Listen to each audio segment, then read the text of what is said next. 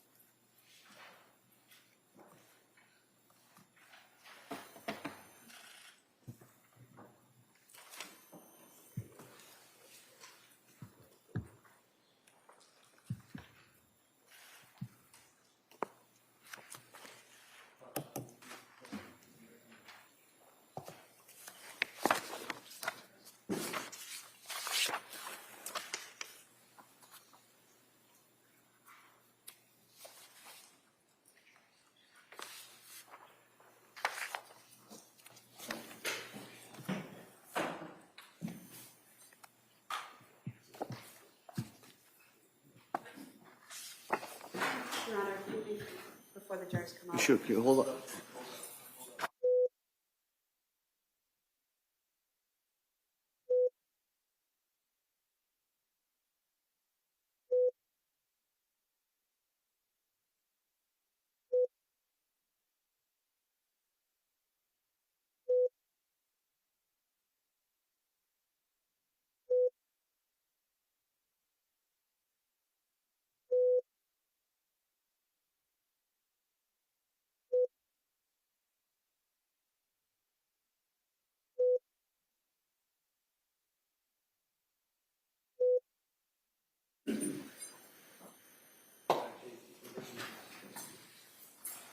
All right.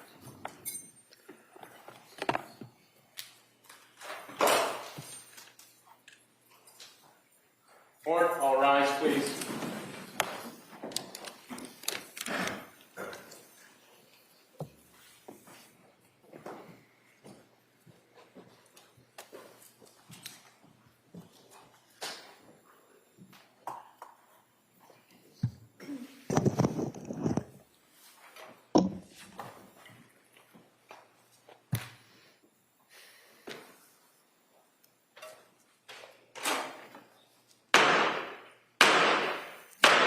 Hey, hey, hey, all persons having anything to do before the Honorable William Sullivan, Justice of the Superior Court, now sitting in Plymouth, within and for the Commonwealth. Draw near, give your attendance, and you shall be heard.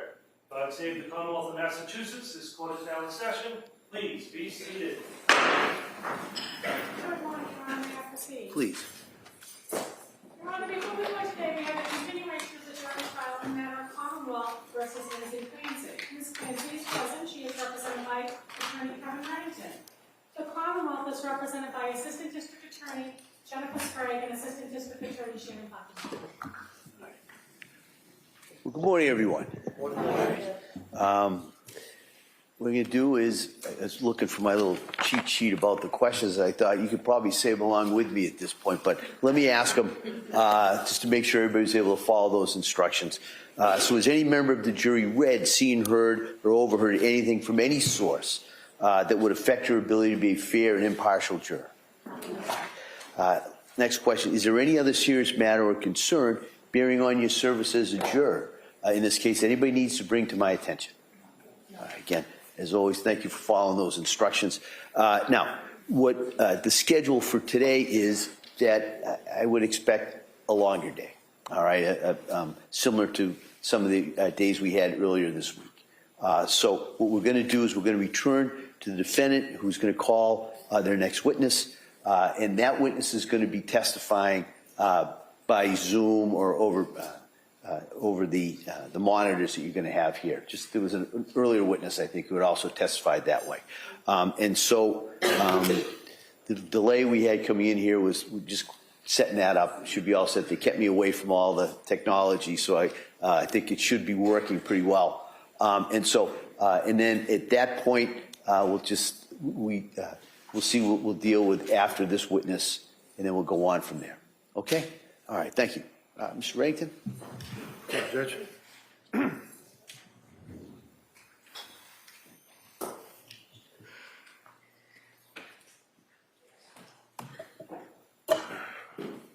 don't know who's got to turn it on. Okay, thank you. Could you please raise your right hand, sir?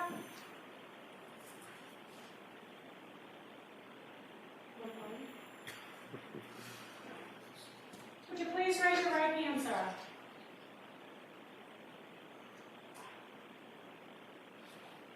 Do you solemnly swear that the testimony and the evidence you shall give to the court and the jury in the matter now pending between the Commonwealth and the defendant at the bar shall be the truth, the whole truth, and nothing but the truth, so help you God? I don't think there's volume. Could you turn on your volume?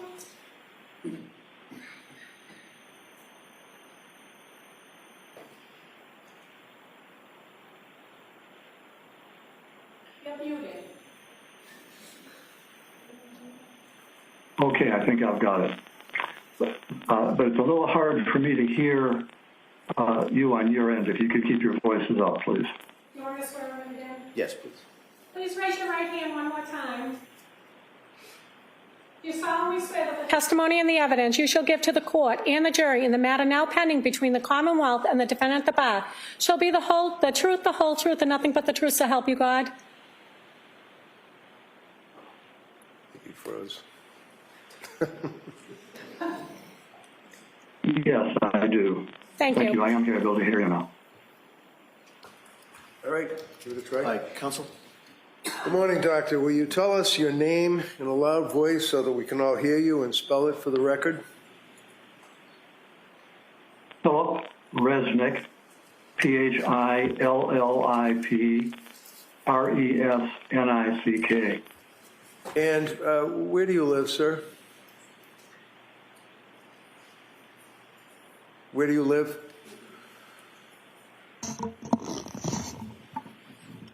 Can you hear me?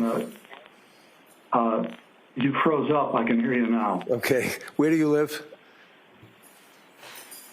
I live in the Cleveland, Ohio area. So this is a delay. Like if I ask a question, there's like a 2 or 3 second delay for your answer. So that's a little difficult, but we'll try to get through it. Can you tell us what you do for work, sir? Yes, I'm a forensic psychiatrist.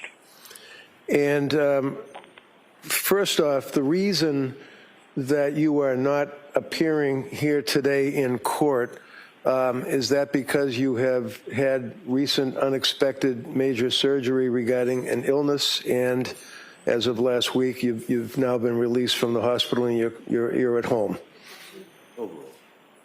I was discharged from the hospital Tuesday night, and there was a recommendation that I not fly for the next few days. Okay, so you did intend and had tickets to come here and testify, but obviously the court has accommodated us with a Zoom.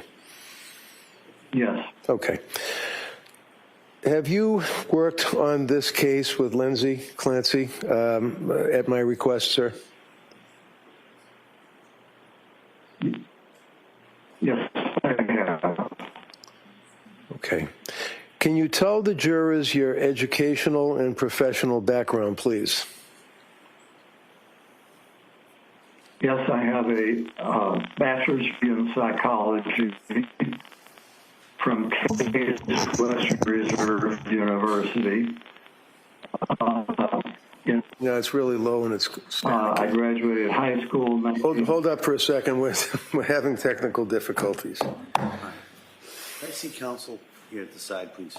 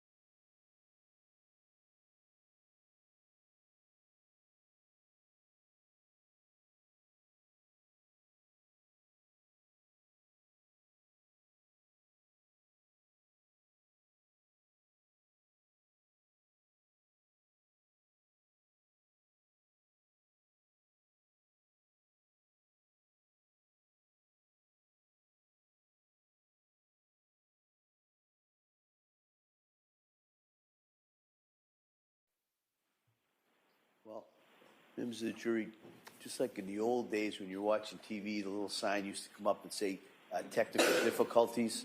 That's where we are. So what we're going to do is we're going to take a short break and have people who know more about this than I do to kind of readdress this, all right, to see if we can have a smoother presentation so you're able to follow and listen to the testimony without kind of being broken up and choppy. All right, so I'm going to ask you, well, I hope it's a short break, but that's the goal, is to get this in a manner that is easier for you to hear and absorb this information. So we're going to take a short break, I hope, and we'll see you in a couple of minutes. All right, thank you. All rise, please. Jurors exiting.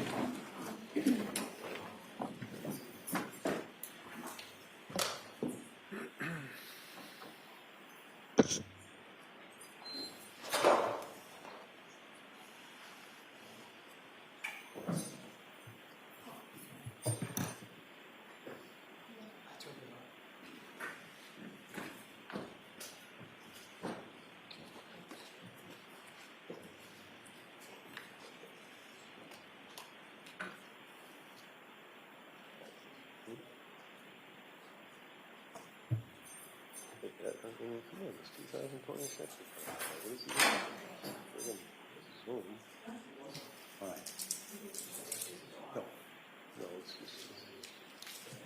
All right, so we'll be in a short recess. We'll kind of see if we get this working again, and we'll be out as soon as that's done. Court, all rise.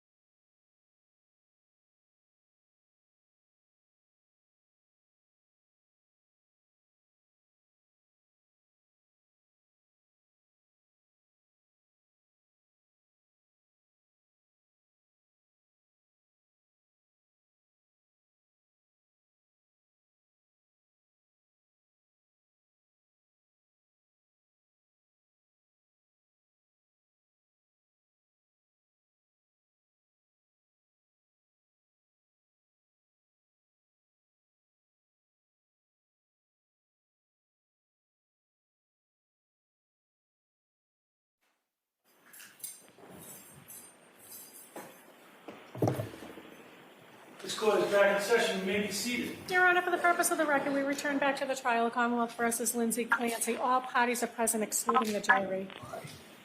Are we ready for the jury? Yes. Fingers crossed. All right.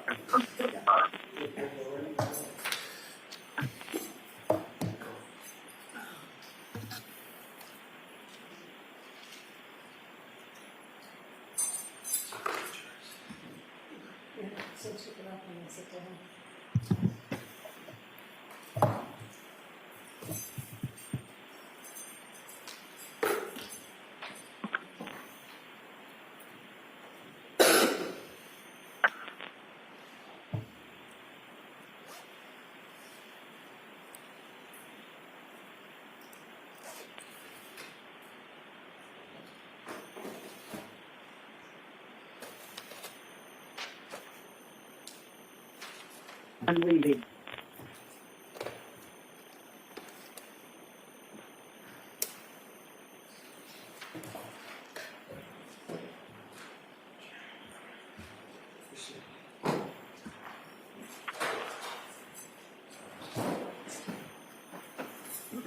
All rise, please. Jury's entering.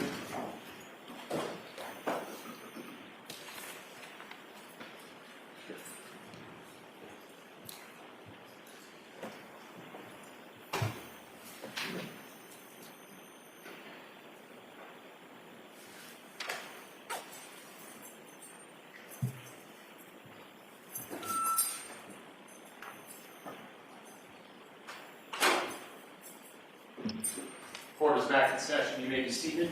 Your Honor, for the purpose of the record, we return back to the trial of Commonwealth versus Lindsay Clancy. All parties are present, including the defendant and including the 18 jurors. Thank you, Madam Clerk. Members of the jury, we're going to give it another go. All right? All right. Go ahead. Okay, thank you.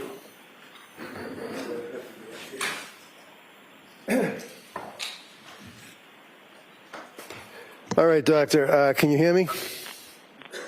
Yes, yes. Excellent. Tell us again your name for the record, just and spell the last name.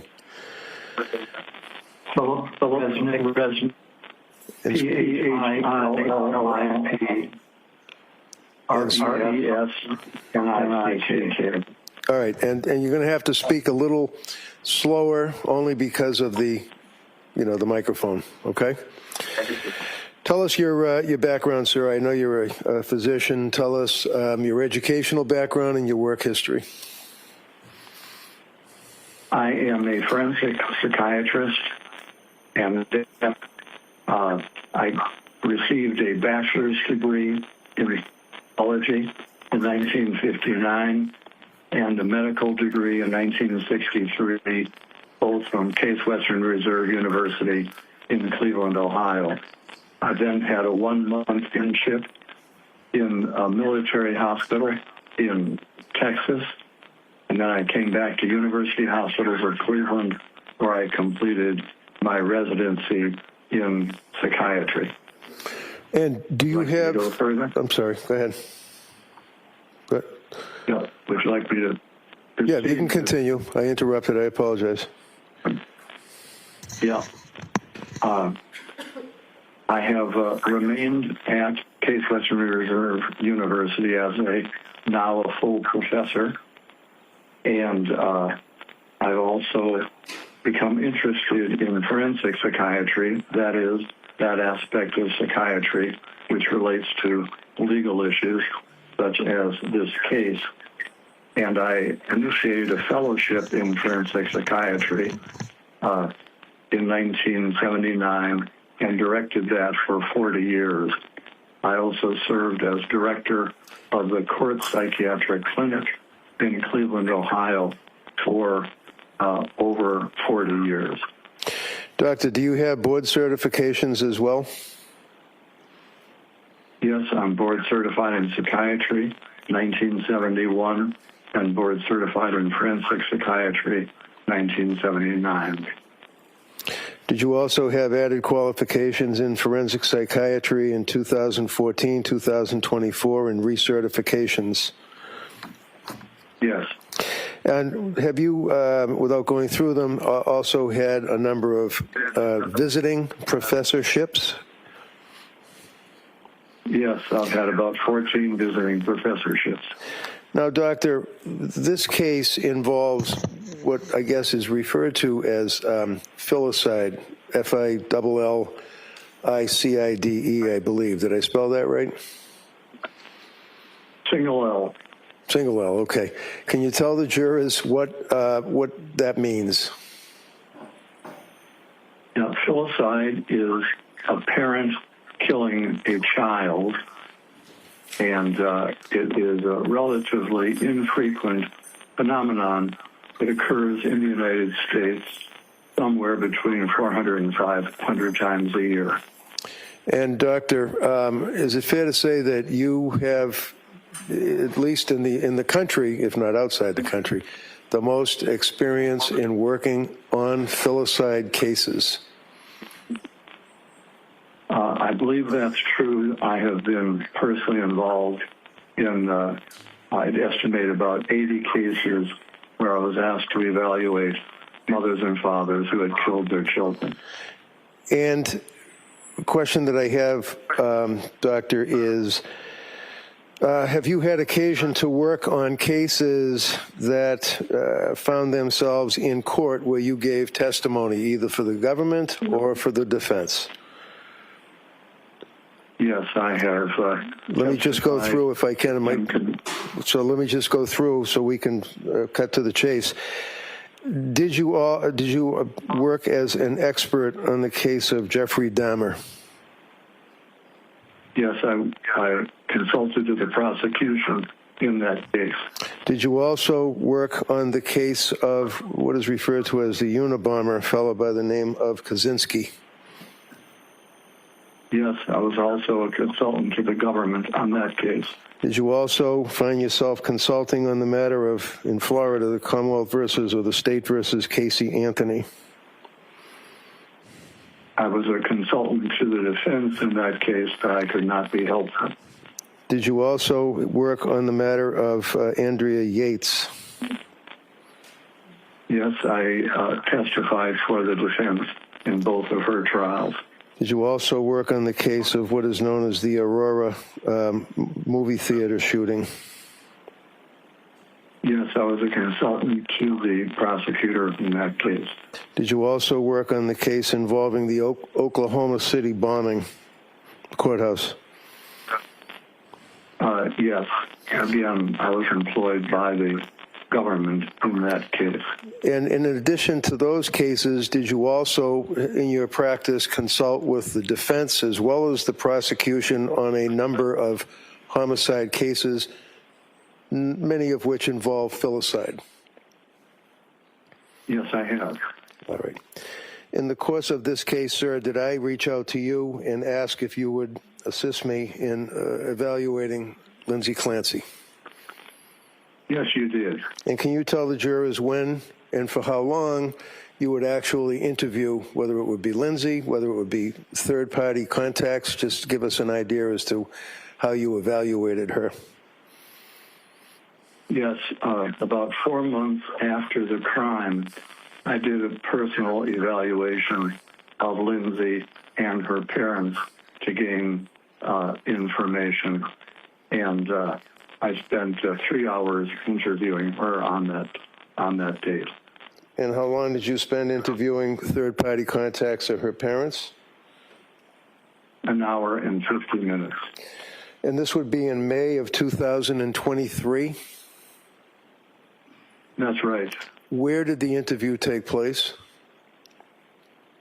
The interview took place at Duxbury Hospital. Would that be, is that a hospital facility that's a mental institution in the city of Tewksbury? Tewksbury, yes. And Lindsay actually came and was living in Duxbury at the time of the incident. Is that correct? That's correct. All right. So can you describe for us, without getting into any statements that she made to you, tell us about the circumstances. How did she appear to you physically, and how was she able to answer your questions? Just tell us what her appearance was, her mood. Yes. Well, first of all, at the time of course, she had suffered major injury and was paralyzed, so that was the setting. So during the examination, she did not have control of the lower part of her body. During the interview, she appeared somewhat matter-of-fact, but at the time she was still grieving. The nurses told me that she was crying daily about the loss of her 3 children, and she was also medicated at that time. She was fully cooperative and gave me a detailed account of her recollections of the critical events. Did you make an observation of her affect? Did she appear to have what you refer to as a flat affect? Yes, she did have, or I would call it a blunted affect. That is, her emotions were not as you would expect. Her feeling tone was muted. Muted? Is that what you said, muted? Muted, Okay. yes. Now, Doctor, in the course of evaluating this case, and again, in the interest of time, would you agree that you had a chance to review a number of items to assist you in your evaluation? I reviewed extensive records in this case, both records referring to Ms. Clancy's mental illness, how it developed, who her treaters were, and then also I was able to evaluate records after her conduct. And that would include police reports, Extensive police reports, yes. grand jury testimony, Yes, photographs, yes, videos, yes, medical records from healthcare providers such as Dr. Tufts, nurse practitioner Gelada, and McLean Hospital. yes, Were you aware that she had also contacted suicide hotlines and went to a facility in Rhode Island, Women and Infants? yes. I reviewed all those records. So with all of that information, Doctor, that you had access to, did you also have the opportunity to review any records from, let's say, the government's doctors, Dr. Helbrun, Dr. Mack, Dr. Satoff? Yes, after I prepared my report, I was aware that there were 3 experts employed by the prosecution, and I was able to review their reports in detail also. Okay. And your report is actually dated, you saw her in 2023, and you prepared your report ultimately after your evaluation in September. Do you know when the government's doctors' reports were available to you? Was that recently? My recollection is that they did their evaluation about 3 years after the crime, and I had the opportunity to see her 4 months after the crime. Now, did you also have occasion, sir, to see from Dr. Helbrun, government's doctor, psychiatric testing? Yes, I did. Can you tell us, for example, was one of the results on the psychiatric testing a test that he administered for the government called the MMPI, or Minnesota Multiphasic Personality Inventory Test? That was a psychological test that he administered, yes. And do you recall from reviewing the records what the results were? Was she faking, was she lying, or was she telling the truth? And the results showed no evidence of faking. Hold on.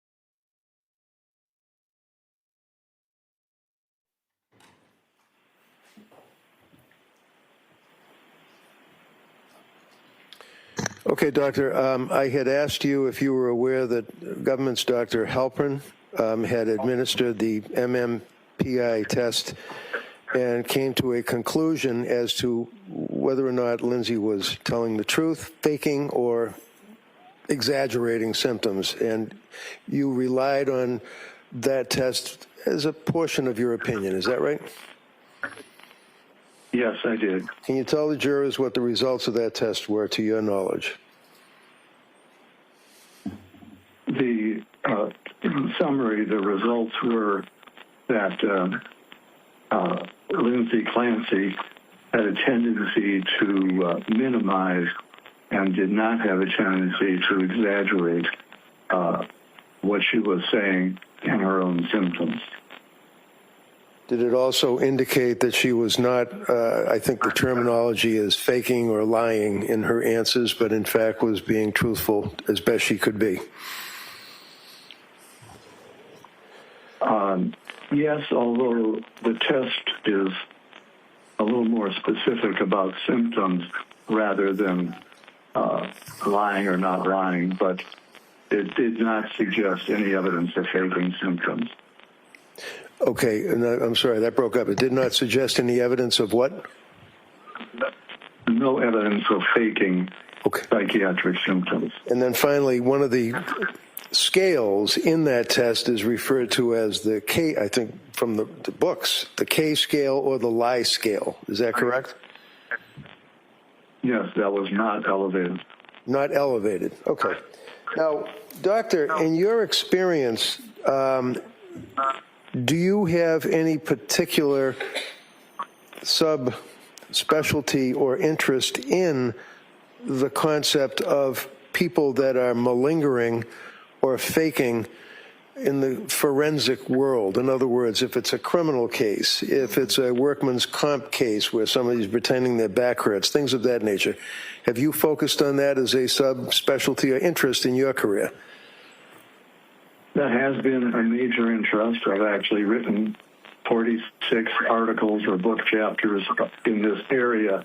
The first was 1984, and over the course of that, of course, new research comes out. So when you write a new edition of a book chapter, it would incorporate new material. So even though the chapter may go through 5 editions in a particular book, they're up to date, and the ones which were written earlier would no longer be the best basis for forming an opinion. Now, for example, when you reviewed Dr. Helbrin's report for the government, did he refer to your articles? He did refer to my research, yes. And was that updated research or was it old research that he referenced? He referenced older research. So can you tell us, Doctor, when you consider let me start over again. When you reviewed Lindsay's medical records, you also reviewed the psychopharmacology, in other words, the medications that Dr. Tufts and Gelada and all of these other doctors had prescribed to her during that period of time? Yes, I did. And have in mind your interview, the time that you spent with her directly reviewing all of the documents, all of the medical records, everything that we've talked about. And you're also aware from her, not specifically what she said to you, but you're aware of the circumstances from her recollection as to the killings that she told you. Is that correct? Yes, as well as the journal she kept and other evidence of her thinking and symptoms as the time approached for the crime on January 24th, 2023. Okay, and you were also aware of her access to her cell phone, doing Google searches and looking up medications during that period of October, November, December, and January. You're aware of that, correct? Yes. Okay, and can you tell the jurors, in your opinion, sir, with your years of experience in the issue of filicide, working for just the government on a number of cases and the defense and your evaluation of Lindsay. Can you tell this jury your opinion as to whether or not at the time of the killings that she was suffering from a disease or defect that impaired her ability to substantially appreciate and or conform her conduct to the requirements of the law? Well, sure. Let me begin with the issue of whether she had a mental disease or a defect. Ms. Clancy had a severe depression. There is a book called the DSM, or Diagnostic Manual, prepared by the American Psychiatric Association, which lists criteria for various diseases. So in the diagnostic manual, for example, one needs to have 5 out of 9 symptoms to make a diagnosis of major depression. And Ms. Clancy, as she approached the date of the crime, actually had 7 of the 9 symptoms and was severely depressed. So that in addition to that, she had some earlier evidence of what's called a mild mania, and that fits together in what's called bipolar 2. So in other words, it's a type of bipolar illness where there is more frank depression, severe depression, but the manic aspects are not as severe. So my final diagnosis of her was called bipolar 2 with a severe depression on January 24, 2023. And from reading the reports of all the experts that will be testifying, no one failed to diagnose a major mental disease on the day of the crime. Now, Doctor, in the course of that diagnosis, have you considered the concept of postpartum depression and or postpartum psychosis? Yes. And can you tell the jurors how first of all, I'm sorry. Can you tell the jurors how that factors into your diagnosis and opinion? Yes. Ms. Clancy had a history of anxiety and difficulty with each of her children. It was minor with her first child, more significant with her second child, and on the occasion of Callan's birth, things went well for the first 3 months, but then Ms. Clancy became very anxious and depressed, and it took quite a toll on her. And I believe the jury has heard from various treaters, such as Dr. Tufts and Nurse Delata and others, and her own anguish about how depressed she was, where she actually felt she couldn't function, her brain was damaged, she would never be the same. So she definitely met the definition of a major depression as well as this bipolar phenomena. Now, with respect to the postpartum aspect, since Ms. Clancy's symptoms began within 3 months of Callan's birth, that would be considered a postpartum onset. Then, of course, she had considerable difficulty over the next 5 months, and at the time of the crime itself, on January 24, 2023, Ms. Clancy was frankly psychotic. So in that sense, she had a postpartum psychosis. It's actually not frequent to have a postpartum psychosis 8 months after a birth, but it does occasionally occur. And so what I can say is whether it is the classic postpartum psychosis or not, with a postpartum onset and frank psychosis on the day of the killing, I would label that a postpartum psychosis in the sense that it was a postpartum onset and she was clearly psychotic on that day. And Doctor, when a person is psychotic or involved in having a psychosis, in your opinion, are they able to appear normal, quote unquote, communicate with people, drive a car, things of that nature?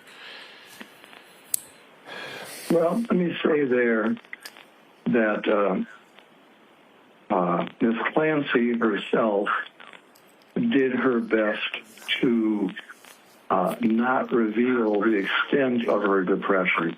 She was frank with members of her own family. Her sister, her mother-in-law were aware of how anguished and depressed she was. But with more casual friends, she tended not to show the extent of her depression. I'm not suggesting that she was, although psychosis can indeed wax and wane. For example, on the day of her crime, I'm not suggesting that she was frankly psychotic every minute. She was functioning. In fact, she said she was having a better day than other days, and she actually went out and made a snowman with the kids,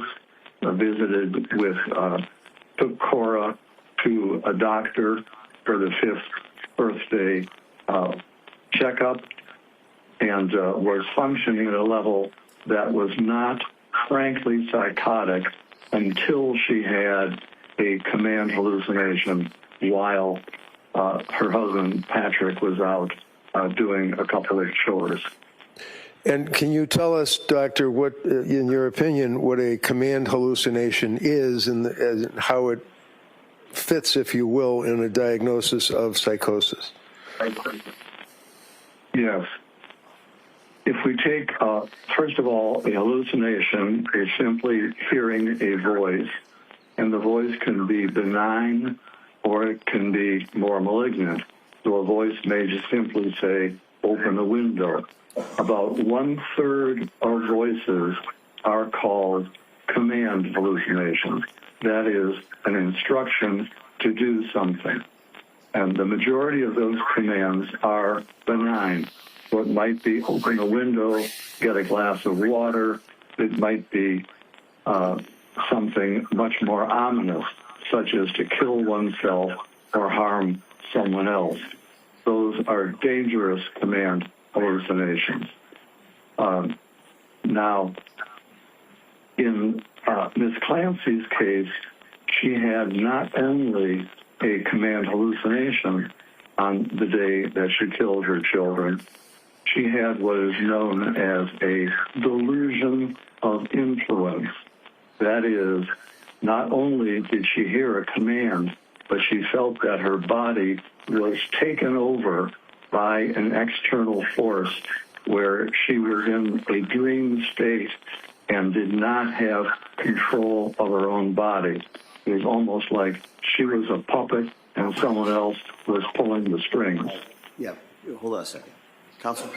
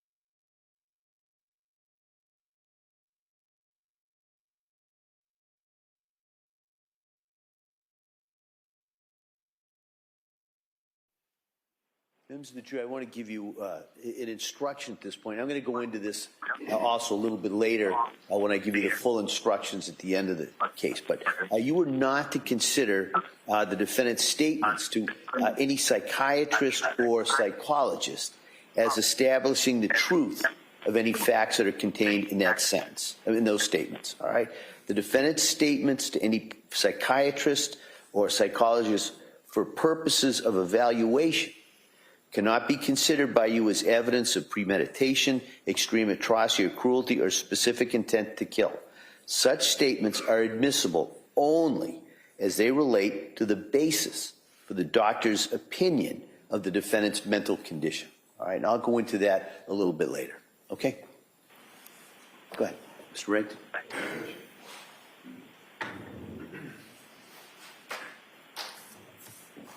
So, Doctor, to conclude, would you relate your opinion as it relates to the standard of a person being lacking criminal responsibility at the time of the commission of a crime in the Commonwealth of Massachusetts? Well, there are two arms to the test for criminal responsibility. One has to do the defendant's ability to control their conduct, and the other has to do with their knowledge of the wrongfulness of their acts. I'd like to address each of those separately, if I may. Sure. With regard to my opinion is that Ms. Clancy was, due to her mental disease, unable to conform her conduct was to the requirements of the law on the day that she took the lives of her children. And let me give you the basis of that opinion. First of all, she was hearing a voice which was commanding her to engage in the killing behavior, and she did not feel any sense of control. She felt that she had to obey the instructions she was receiving. It was a matter where she was just following the command rather than being able to make any decision to do it or not. And, for example,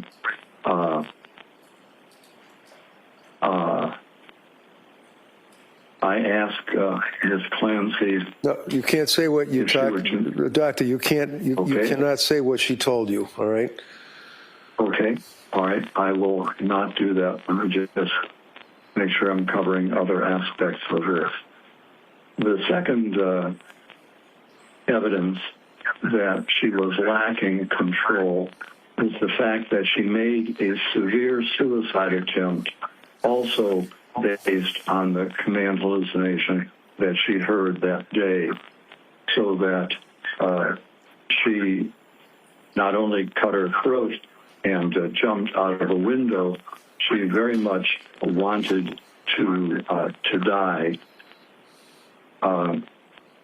Now, in my research on women who kill their children, I've divided the motives into 5 categories, and I want to look at how Ms. Clancy to those motives.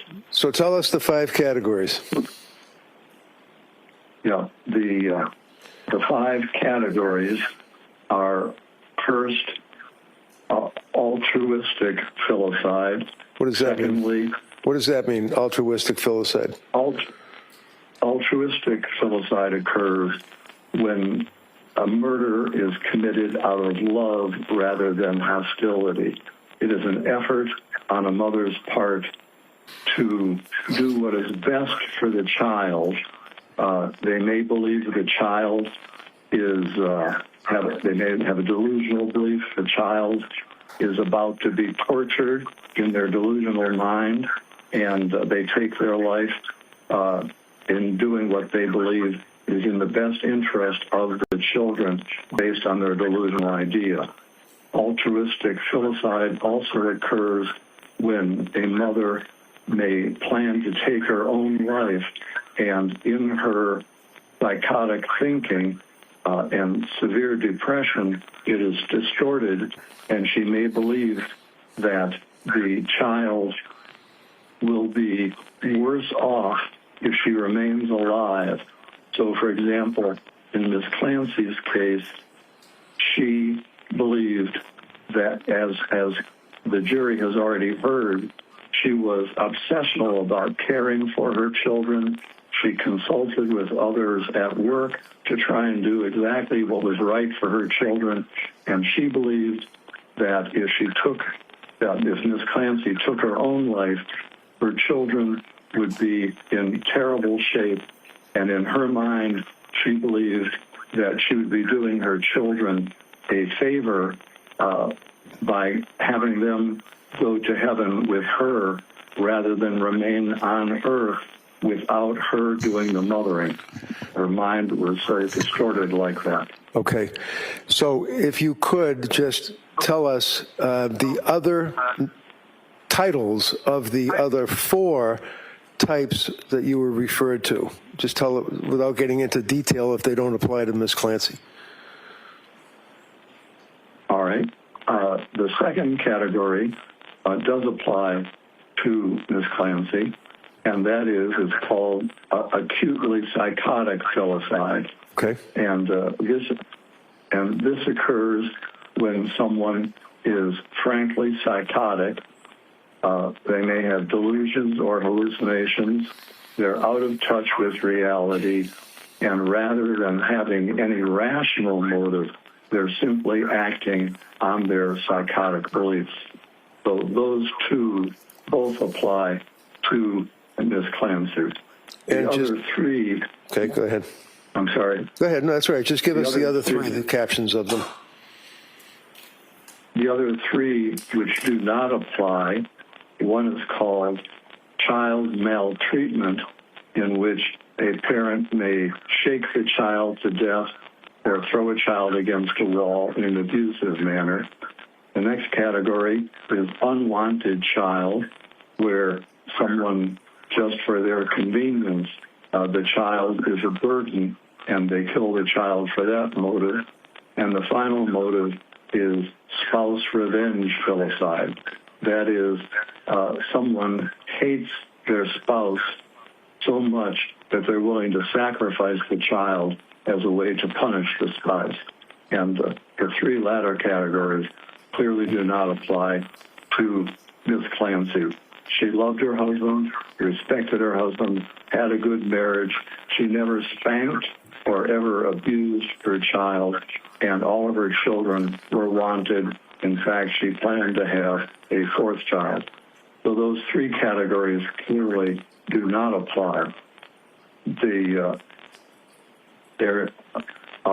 If I can explain how the 2 categories did apply, I've already mentioned that Miss Clancy believed that a distorted belief that her children would just be miserable, and she could not imagine them continuing to exist and have a decent life without her being there as a mother.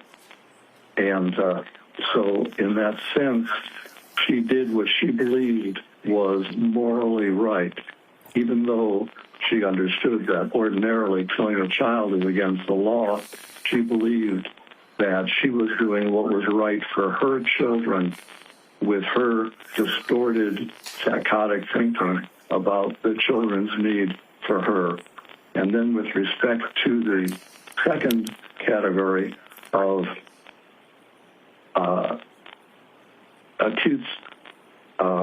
acutely psychotic, Ms. Clancy was under the influence of a command hallucination and idea of influence. so that at that time, rather than the ability to make a rational decision, she was so in the grip of her psychotic command hallucination and idea of influence that she lacked the capacity to conform her conduct to the requirements of the law. Okay. And, Doctor, pretty much finally, there's been some questions or allegations that Ms. Clancy did not provide information to her health care providers about her adverse effects of medication that she had been prescribed. Do you agree with that from your review of the medical records, or did she, in fact, tell her health care providers how she felt as a result of what she perceived to be the medications that were prescribed? It's my opinion with reasonable medical certainty that Ms. Clancy was actually a more sophisticated patient than most, and she was forthcoming in conveying her symptoms. The one area in which she was not fully revealing was the area of when she had an impulse to harm her children, and that was because she had only a rational belief that her children may be taken away from her by a social service agency. She had an irrational belief that if she even entered a medical hospital, that her children would be taken away. So that is the one area in which she was not fully forthcoming. Now, Doctor, in your experience, do you find that many women that are caretakers of children postpartum, after the child is born, that are having these intrusive thoughts and having these dark thoughts, are in fact afraid of reporting them because of that very reason that you're talking about? And sustained. Yes, as a All matter right, no, of fact. you can't answer that. Phrase that. Okay. It's also been mentioned here a couple of times that she hasn't killed herself yet, even though she's in the Tewksbury Hospital. Can you tell the jurors briefly, while she's in the Tewksbury Hospital, what are the circumstances of her confinement and what type of care is being provided to her as it relates to whether or not she, or why she hasn't killed herself yet? Well, Nancy, indeed, there is evidence of her going suicidality to such an extent that she is never allowed to be out of the presence of a staff member. Even when I conducted an examination of her and requested privacy, a staff member had to be present. So her ability to take her life in view of her process and observation is and she recognizes that, so that the reality is, no matter she does not want to live at any point, she has no choice but first to live at this time. Thank you very much, Doctor. You have to answer some questions from the DA. Your Honor, at this point, I would like to, because I'm looking at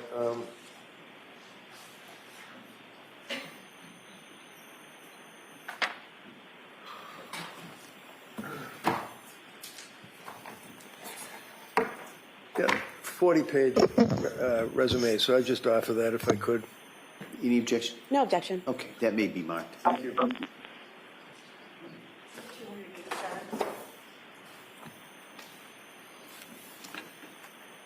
If I may? Yes, please. Go. Good morning, Dr. Resnick. Good morning. In addition to the evaluations that you do, is it true that you've also taught some courses to other forensic psychiatrists and psychologists about how to testify in cases like these? Yes, I have. And you teach them how to answer questions and how to dress and how to appear believable and trustworthy, correct? That's correct. And in one of your trainings, excuse me, Do's and Don'ts of Depositions by Dr. Philip Resnick, in your course description, you state information beyond the question should not be volunteered because it will open up new areas for questioning, provide ammunition for attacks, eliminate the opportunity for surprise, and information fails to get to the jury, correct? That's correct. So you teach other psychologists how to hold back information in the discovery process to surprise the other side. No, that's not it. And I'm not excited. Now, a woman who kills her child can have more than one motive, correct? Yes. And actually, the most common motive for women who kill their children is fatal maltreatment or child abuse, correct? That's correct. And in fact, most women who kill their kids don't do it due to mental illness, correct? That's correct. And in fact, there's a quote from you in an article, Child Murdered by Mothers, Patterns and Prevention, where you say, quote, more filicides occur due to fatal maltreatment than because of maternal psychiatric illness, correct? Correct. You also have written about parents having significant emotional devastation after killing their children, correct? Yes. And in fact, you've written in, it's a chapter 6 of Family Murder, Child Murder by Parents, in the aftermath section, you've written, quote, these life events are likely to prolong the parent's depression. The anniversary of the children's deaths and exposure to things that remind the parent of it are likely to be upsetting, correct?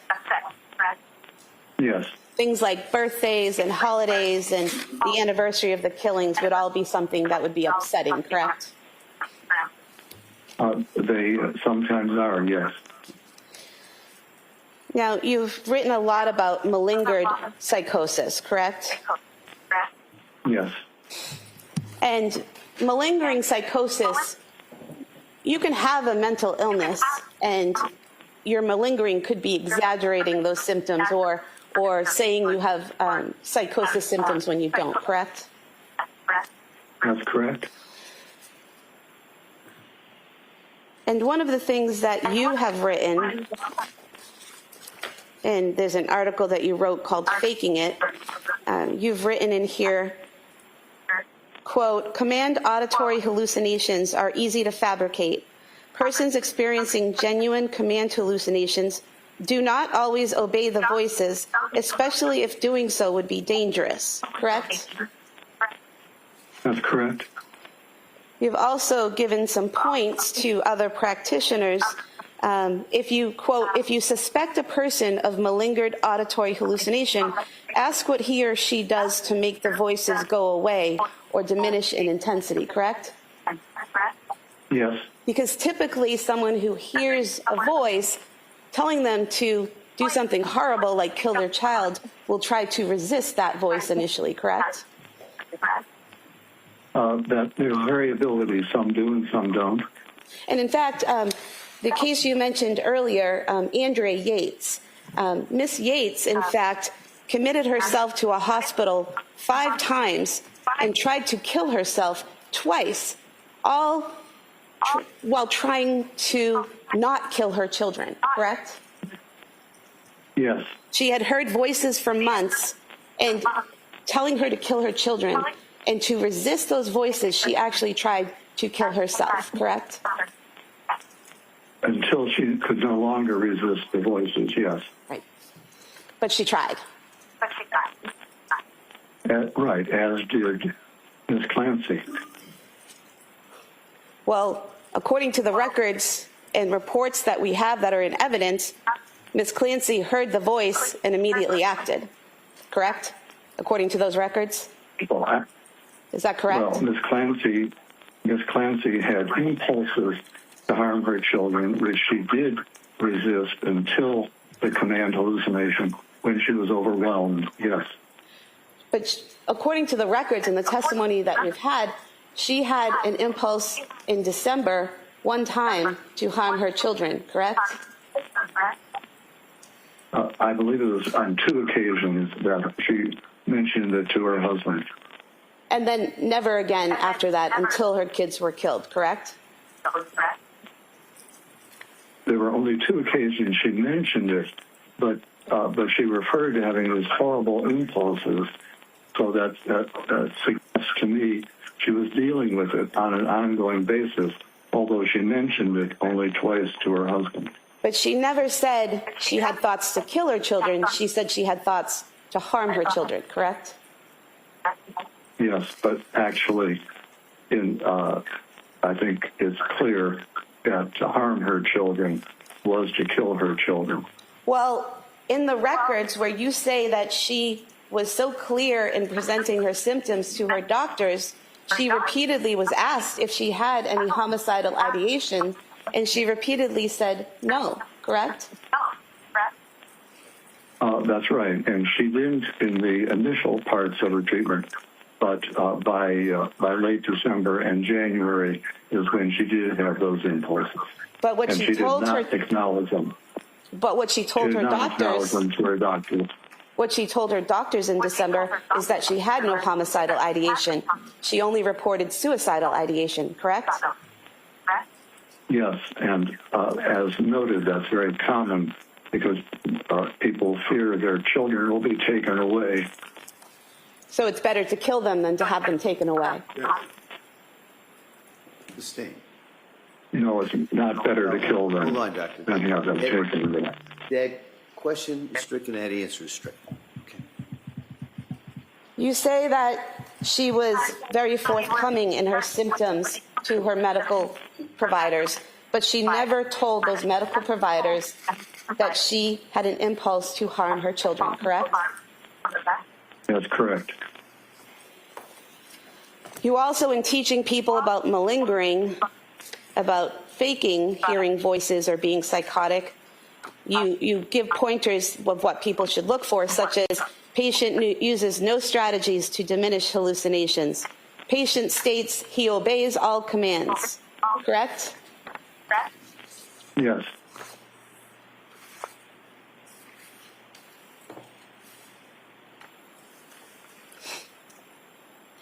You also, in a podcast, evidence entitled Identifying Malingering with Dr. Philip Resnick, you were asked about malingering, and you said, and asked about hearing voices, and you said, quote, so a common example I'll use in teaching is if you hear a voice out of the blue that says, kill your mother, your moral fiber would cause you to hesitate.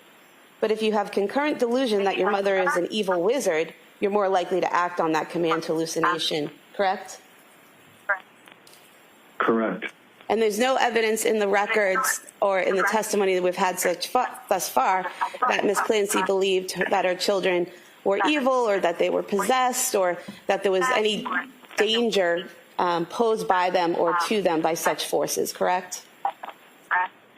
Instead, Ms. Clancy Well, it was a had yes or no a- question, doctor. No, go ahead. You can answer that. Instead, Ms. Clancy had the psychotic, distorted belief that her children would be better off in heaven rather than being motherless. So that was her psychotic distortion, coupled with the command hallucination. So she met the exact requirement you're referring to.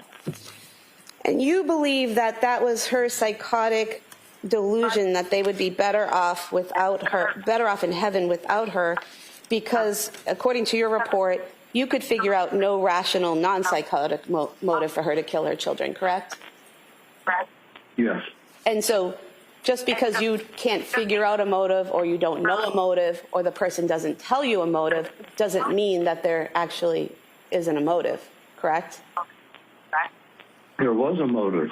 But that's not what I asked mentioned the you. I motive did not already. ask you about Ms. Clancy. I said, just because someone tells you that they don't have a motive or you can't figure out a motive doesn't mean they didn't actually have a motive, correct? That's possible, yes.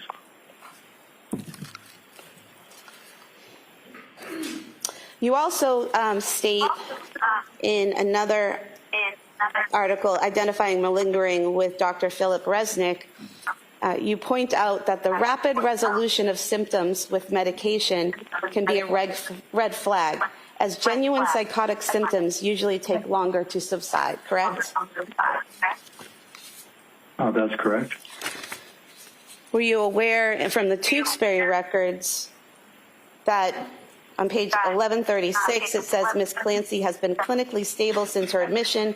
There have been no events of affective, cognitive, or behavioral instability since her admission, and that Ms. Clancy has not evidenced any challenges in accepting and conforming to the rules and standards.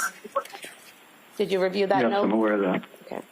Were you also Yep. aware on page 1168 that it says Ms. Clancy denies that she has ever experienced hallucinatory content prior to or since that event, referring to when she killed her children, correct? Yes. And you're aware on page 1170, it states Ms. Clancy presents with intact reality testing and no observable symptoms of psychosis. She is actively engaged in treatment. She is able to identify possible hopes for her future, including serving as an activist for postpartum psychosis awareness and participating in a wheelchair marathon. Were you aware of that? Yes. I move to submit these three sections as the next three exhibits. All right. Any objection? No. All right. Are those part of the Tewksbury records that are already in? Yes. Okay, those may be admitted.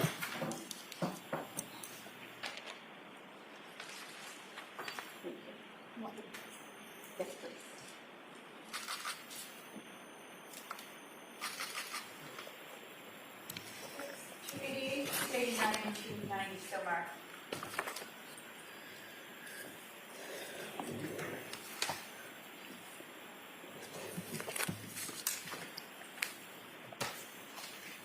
Doctor, you mentioned that when you interviewed Ms. Clancy, you spoke to some nurses who told you she had been crying every day, correct? Yes. Are you aware that in the Tewksbury records, in the one-to-one notes of people who watched her every minute of every day, there's no record of her crying every day? Well, when I saw her at 4 months, I'm not sure, was she already, how long had she been at Tewksbury? Well, I'm not aware of that note, but my recollection is that she was observed crying. But there's no record of her crying at Tewksbury every day, correct? I have no knowledge of it. And you mentioned that during the interview, not getting into anything that she said, but her affect, her expressions, her emotions, you said that they were flat and blunted, correct? Yes. Do you remember the portions of the video where she smiled and laughed? Are you talking about the video of my interview? What was that? Are you talking about the videotape of my interview with her? Yes. Yes, at the end of the video, do you recall her smiling and laughing? So does that open up the video? This is affect and behavior.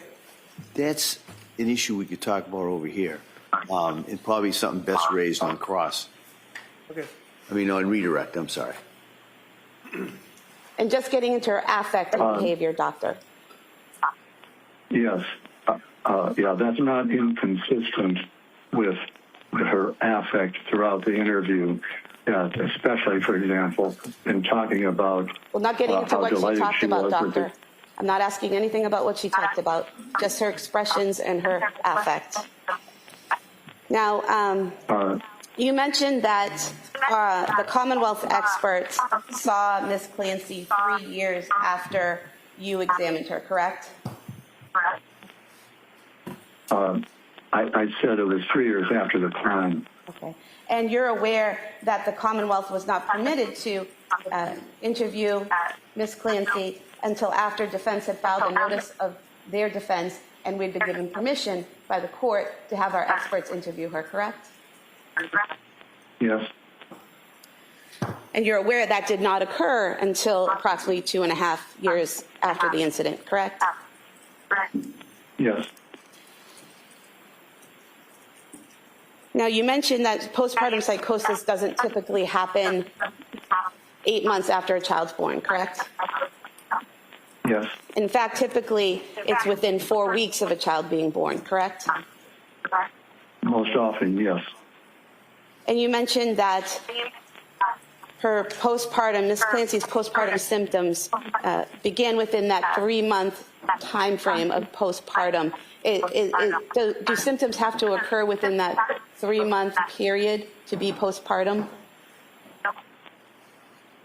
Well, there's a wide range of definitions of postpartum. Some scholars in the area make it the whole first year, others 3 months, others 4 weeks. And in fact, her seeking help from a psychiatrist happened in September, which would have been 4 months after she gave birth, correct? Correct? You mentioned that Ms. Clancy was able to hide her symptoms of depression from her friends, that she was open with some people, but she was able to hide those symptoms from friends and other people she interacted with, correct? Yes, hide the depth of her depression. And so she was able to control and conform her behavior to situations in which she did not want to show people how she was feeling, correct? Sure, very common.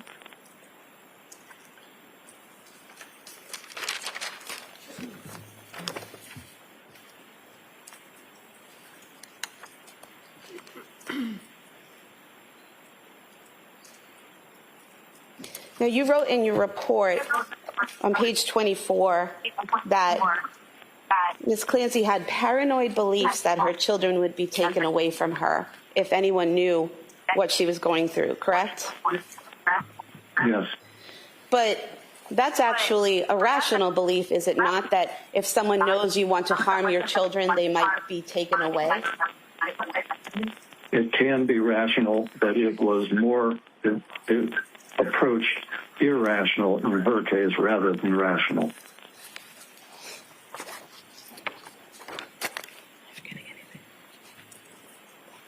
I have nothing further. Your redirect? Bless you.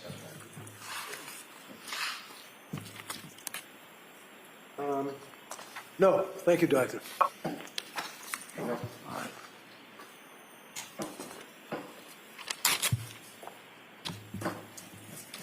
right, so if we could turn off that. Thank you, Doctor. Thank you.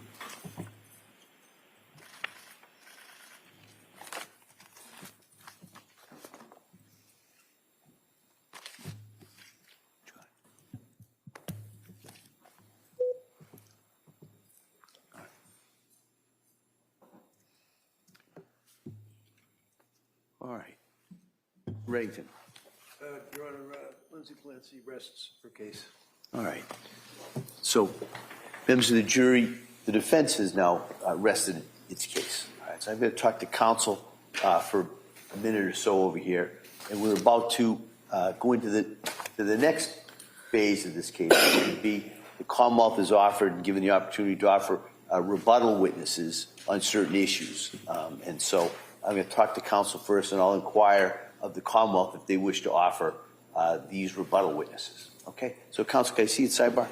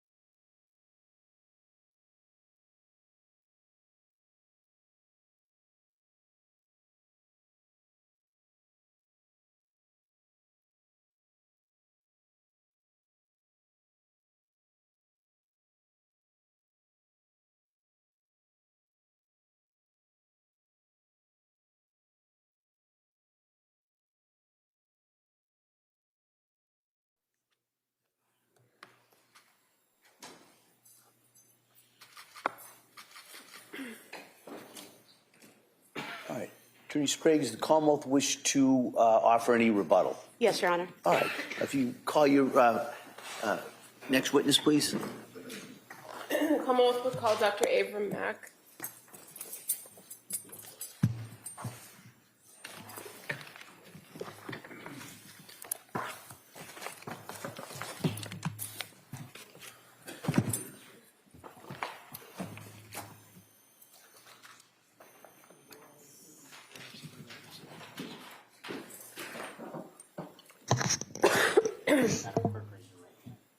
Good morning. Do you solemnly swear that the testimony you give in the truth shall be the truth and the truth, and nothing less than the truth, shall be the truth, the whole truth, and nothing but the truth? Thank you. You may proceed, sir. All right. Good morning, Doctor. Morning. All right. I just ask you to keep your voice up so the jury can hear you. And with that, Attorney Buckingham, please. Thank you. Good morning, sir. Good morning. Could you please tell the jurors your first and last name? Avram Mack. And would you spell your name for the record, please?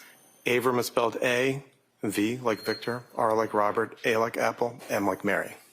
And I'm just going to ask you to speak in a loud, clear voice. And if you need to kind of push closer to the microphone, that might help. I will. Thank you. What do you do for work, sir? I'm a psychiatrist.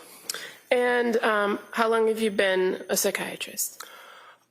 After training, I've been a psychiatrist for 22 years now. And can you tell us a little bit about your educational background? Sure. I went to the University of Michigan College, Cornell University for medical school. I was here at the Brigham for residency in psychiatry.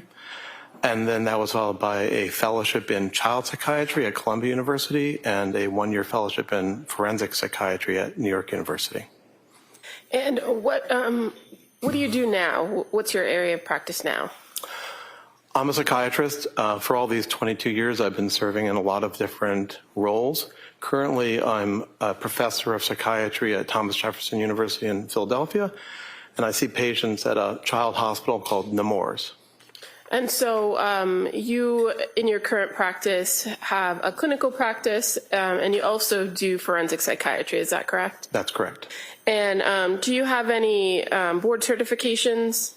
I do. And what are you board certified in? I'm board certified in psychiatry, child and adolescent psychiatry, and also forensic psychiatry. I had been board certified in addiction medicine by the American Board of Addiction Medicine, but they closed. So I don't know if I can still say that I'm board certified by them. Okay. And to what extent are you engaged in the forensic psychiatry? What areas of forensic psychiatry do you have you testified in? I've provided testimony in perhaps almost every area of forensic psychiatry, ranging from testamentary capacity of adults who engage in contracts or appropriateness for adoption, or whether or not a person is competent, or if a person is criminally responsible. Now, in what areas of the country have you testified on those topics? Around the country. I'm not sure how many states I've testified in, but I've been engaged in reviews or investigations of cases in, I think, more than half the states. And what does it mean to conduct a forensic evaluation in psychiatry?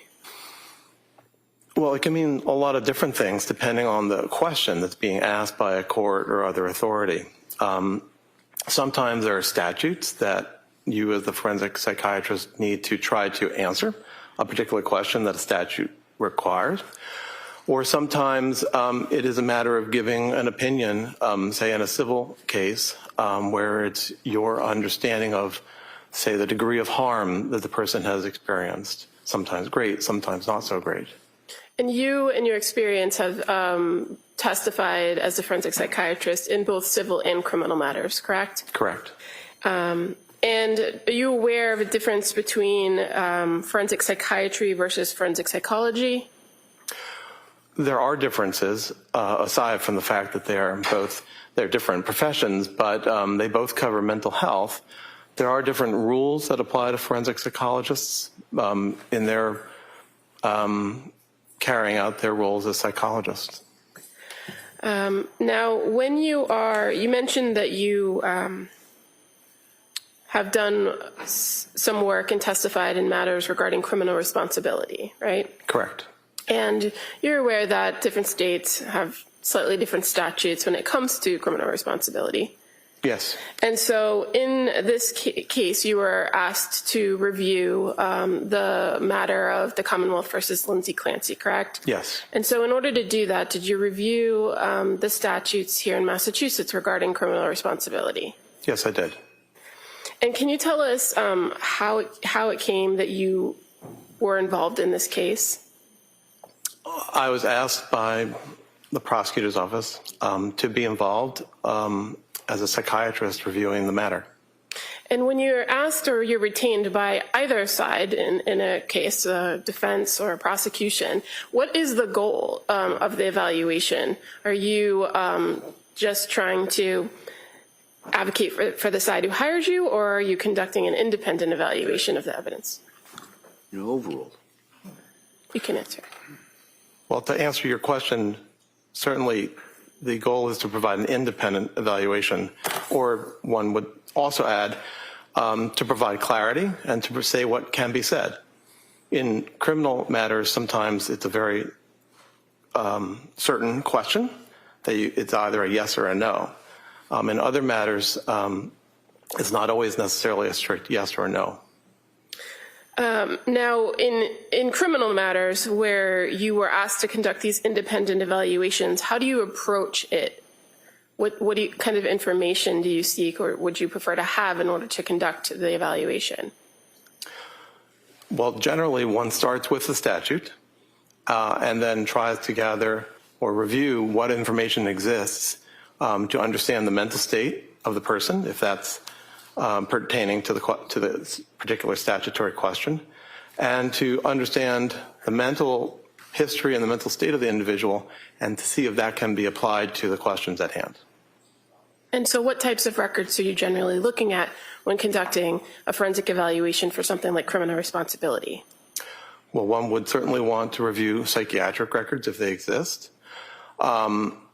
Ideally also to have examined the individual and to gather information, not only historical information from the individual, but to do, in that sense, an examination in real time. And that provides you the information, what we call a mental status examination. Okay. Other records are also important: medical records, educational records, and other records that describe the individual. And when we're talking about a criminal case, fair to say you review the entire criminal file too, right? Yes. And when you're doing these evaluations and creating a database of this particular information, are there any limitations to your opinion or evaluation? I'm not sure how you mean that. Well, when you have these evaluations that you're conducting, namely for criminal responsibility, do those evaluations, are they limited based on the information that you have? Meaning, if you don't have everything at the time you do your evaluation, is there kind of a caveat to your opinion? Well, when I write an opinion or state an opinion, it is based on the totality of the information that I have. If additional information comes along, I am open to receiving that and integrating that into my understanding of the totality. Now, when you interview the individual in these evaluations, the purpose of the interview or purpose of your contact with them is not to provide treatment, correct? Correct.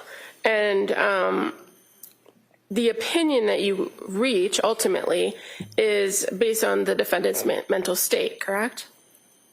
To the extent that impacts the question, yes. Okay. Well, when we're talking about criminal responsibility, you'd agree that's the kind of the central issue, is the person's mental state at the time of the alleged offense, correct? That's correct. Okay. So in Massachusetts here, with the question of criminal responsibility, are you aware of what the standard is? Yes. And what is it? Well, it uses particular language based on the common concept throughout the country called the McNaughton standard. And I could read to you the specifics of the language, but effectively it refers to two pieces. Well, actually starts with three. One is, did the person have a mental disorder at the time of the event? And then secondly, the two prongs speak to specifics about the mental state at the time. One being, and I would want to refer to the actual statute. Well, if we can, maybe we break that down for the jury. Yeah. So the first part of this for criminal responsibility is the question of, does the person suffer from a mental disease or defect, correct? Correct. Objection to the leading. Let's see if he knows. Yeah, if you just ask him. I can rephrase He's the aware, and question. if you want to refresh his memory, you can. Well, you've already testified the first part of the analysis, and I think you used the terminology mental disorder. Yes, I did. And you're aware that a mental disorder is a clinical term. Yes. I'm sorry, I didn't hear that. I apologize. What was that? A mental disorder is a clinical term. The terminology mental disease or defect, are you aware that's a legal term? Okay.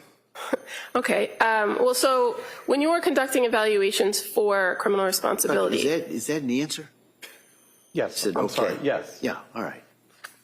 when you're conducting an evaluation for criminal responsibility and you're trying to determine whether a person suffers from a mental disease or defect, do you look to mental disorders to see if that meets criteria? I would evaluate if the person has ever had a psychiatric or a mental disorder. And what kinds of tools do you have available to you to do that? Well, there are two tools. One is gathering of historical information, and the other is the information that you gather from actually seeing the person face to face. And as a psychiatrist, that's something you do in your clinical practice all the time, right? Correct. Because one of the main things you're going to do is look to try to diagnose an individual. Correct. And so how do you go about determining that if a person has a mental disorder? In psychiatry, we make diagnoses in a descriptive manner. We look to see ways in which the individual has symptoms or signs of mental disorders or mental defects or psychiatric disorders. So in particular, one will start with trying to gather as much information as possible about what are the things that bother the individual. That may be their mood, that might be things that they get anxious about, that may be abnormal movements that they make. And that will also be aligned with understanding their medical condition, any medications that they take, any substances that they use. There's an array of information, sets of information that one gathers in that portion where you ask questions. But effectively, you're asking questions about symptoms. And one is trying to understand not just symptoms, but the degree of impairment that symptoms might be causing an individual. And do you work with any sort of tools that help you identify particular characteristics of symptoms associated with disorders in your field? Well, at times, individuals use scales or tests, which can be psychological tests or scales that ask particular questions. Or other times, you might use tests that are biological tests, like the person's brain waves, called an EEG, or laboratory tests. When you're talking about diagnosing an individual for any particular mental disorder, are there specific criteria for different types of disorders? Yes, there are. And is there a source that you use as a psychiatrist in order to identify the criteria for different disorders? We use a text called the DSM, otherwise known as the Diagnostic and Statistical Manual. It's currently in its 5th edition, or actually a revision was made of its 5th edition. And so that text, which is created and vetted by a large number of professionals, provides criteria for the different disorders, and these are known as operational criteria. In psychiatry, there aren't necessarily gold standards that you can use for diagnosis, like finding a bacterium or finding an anatomical tissue. So for the last 60 years, 70 years, psychiatry has turned to agreed upon definitions that are listed in the DSM. Okay. And you said it's not the end-all be-all, right, of diagnosing. You use your training and experience as well. but it's a tool that you use. Well, they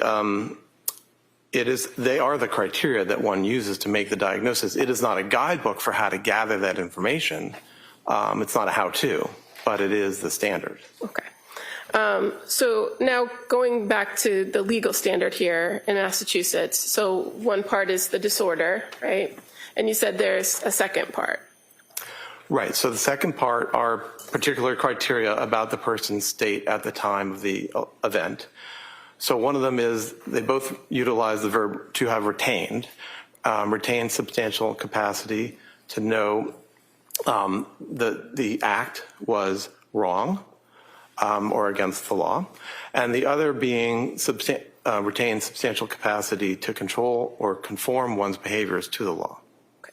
And so when you're talking about criminal responsibility here in Massachusetts, is it fair to say you're looking at the person's conduct and their condition at the time of the offense? That's right. And the information that you're gathering in this overall evaluation, getting history and kind of looking at the person as a whole, is that helpful to understand the person's diagnosis when you're being asked this particular question? Yes. But ultimately, you're rendering an opinion of the person at the time of the offense. That's correct. So in this particular case, you were provided a series of records and information regarding the defendant, Lindsay Clancy, correct? Yes. And can you just give us a general overview of the sources of information you had available to you? Generally speaking, there was the criminal file, as you mentioned before. And then in terms of medical or psychiatric records, there was the records from the hospital that she's at right now, the hospital that she was at right before, called Spalding, the hospital that she was at before that, which was Brigham and Women's. In addition, there was the medical records from outpatient treaters, and there was also the records from her admission to McLean Hospital. So overall, there were outpatient records, there were inpatient records. For the most part, those all correlated with her own care. Additionally, we received the pediatric records for some of the victims in this matter. And as I mentioned before, the criminal file. Okay. And in addition to the records related to the defendant herself, we also provided some other reports to review. I was. By other psychiatrists and psychologists? Yes. Now, you mentioned that one of the things that's useful in these evaluations is an interview with the person themselves, right? Yes. And did you engage in an interview with the defendant? I did. And when did that occur? I interviewed her on April 10th and April 12th of this year. And that's of this year in 2026? Correct. And what were your observations of her when you first met with her on April 10th? Can you describe her demeanor? Generally, she was friendly and cooperative. When you begin an interview with an individual that you're evaluating, do you conduct what's referred to as a mental status exam? Well, the mental status exam happens all the while that you're interacting with somebody. You're always observing for aspects of their emotions, how they speak, their mood, and so forth. Sometimes there are directed aspects of the mental status examination where you are asking about particular cognitive capacities like executive functioning and attention and concentration. But the gathering of information about the person's mood, for example, or their thought process, that happens throughout the entire portion. Okay, and so over the course of the time that you met with the defendant, were you able to make observations of, for instance, whether she maintained eye contact with you when speaking? Right, so she did maintain eye contact. Okay, what about her emotional state? So overall, if we go through the various components, like what's called her affect, which is her emotional expression or her mood, generally speaking, there were not many abnormalities in her presentation, and I can go through them. They include the way in which she speaks, that is to say the rapidity of speech, if the speech is made in sort of regular intervals between words. In terms of thought, does the person, and in this case did Ms. Clancy, make goal-directed ideas? Was there a particular content of the ideas? So generally speaking, for all the components of the mental status examination, there were not really abnormalities. I would say at some points she seemed distressed by some topics. I believe tearful at one point, but otherwise nothing remarkable on mental status examination. Okay. And in these evaluations, when you're interviewing the individuals, are you also kind of taking account of their physical presentation? Yes. And obviously, when you met with her in April of 2026, you were able to observe her physical condition, right? Yes. And what were your observations of her physical condition? Well, she's utilizing a wheelchair. Generally speaking, there were not necessarily abnormal movements that I observed. She seemed comfortable physically. Did you find that she was able to kind of navigate her situation herself? Meaning you were in a room with her with other individuals, right? Yes. And she was able to kind of take care of her own. I'm going to object leading at this point, just as they object. Sustained, if you just ask the observations. What did you observe her do as far as moving herself around the room? Was she able to do that? Yes, at the moments when there were transitions, when we took a break and she went out to the hall, she was able to navigate her wheelchair one place or another. And when you spoke with her on April 10th and April 12th, were you able to kind of have a conversation with her about her level of functioning at the Tewksbury? Yes. And did she tell you anything about what her general day looked like? She described her general day. She described basically her existence there at Tewksbury. Okay. And did she indicate to you whether she engaged with other patients, or did she spend her day mostly in bed, or what did she say about that?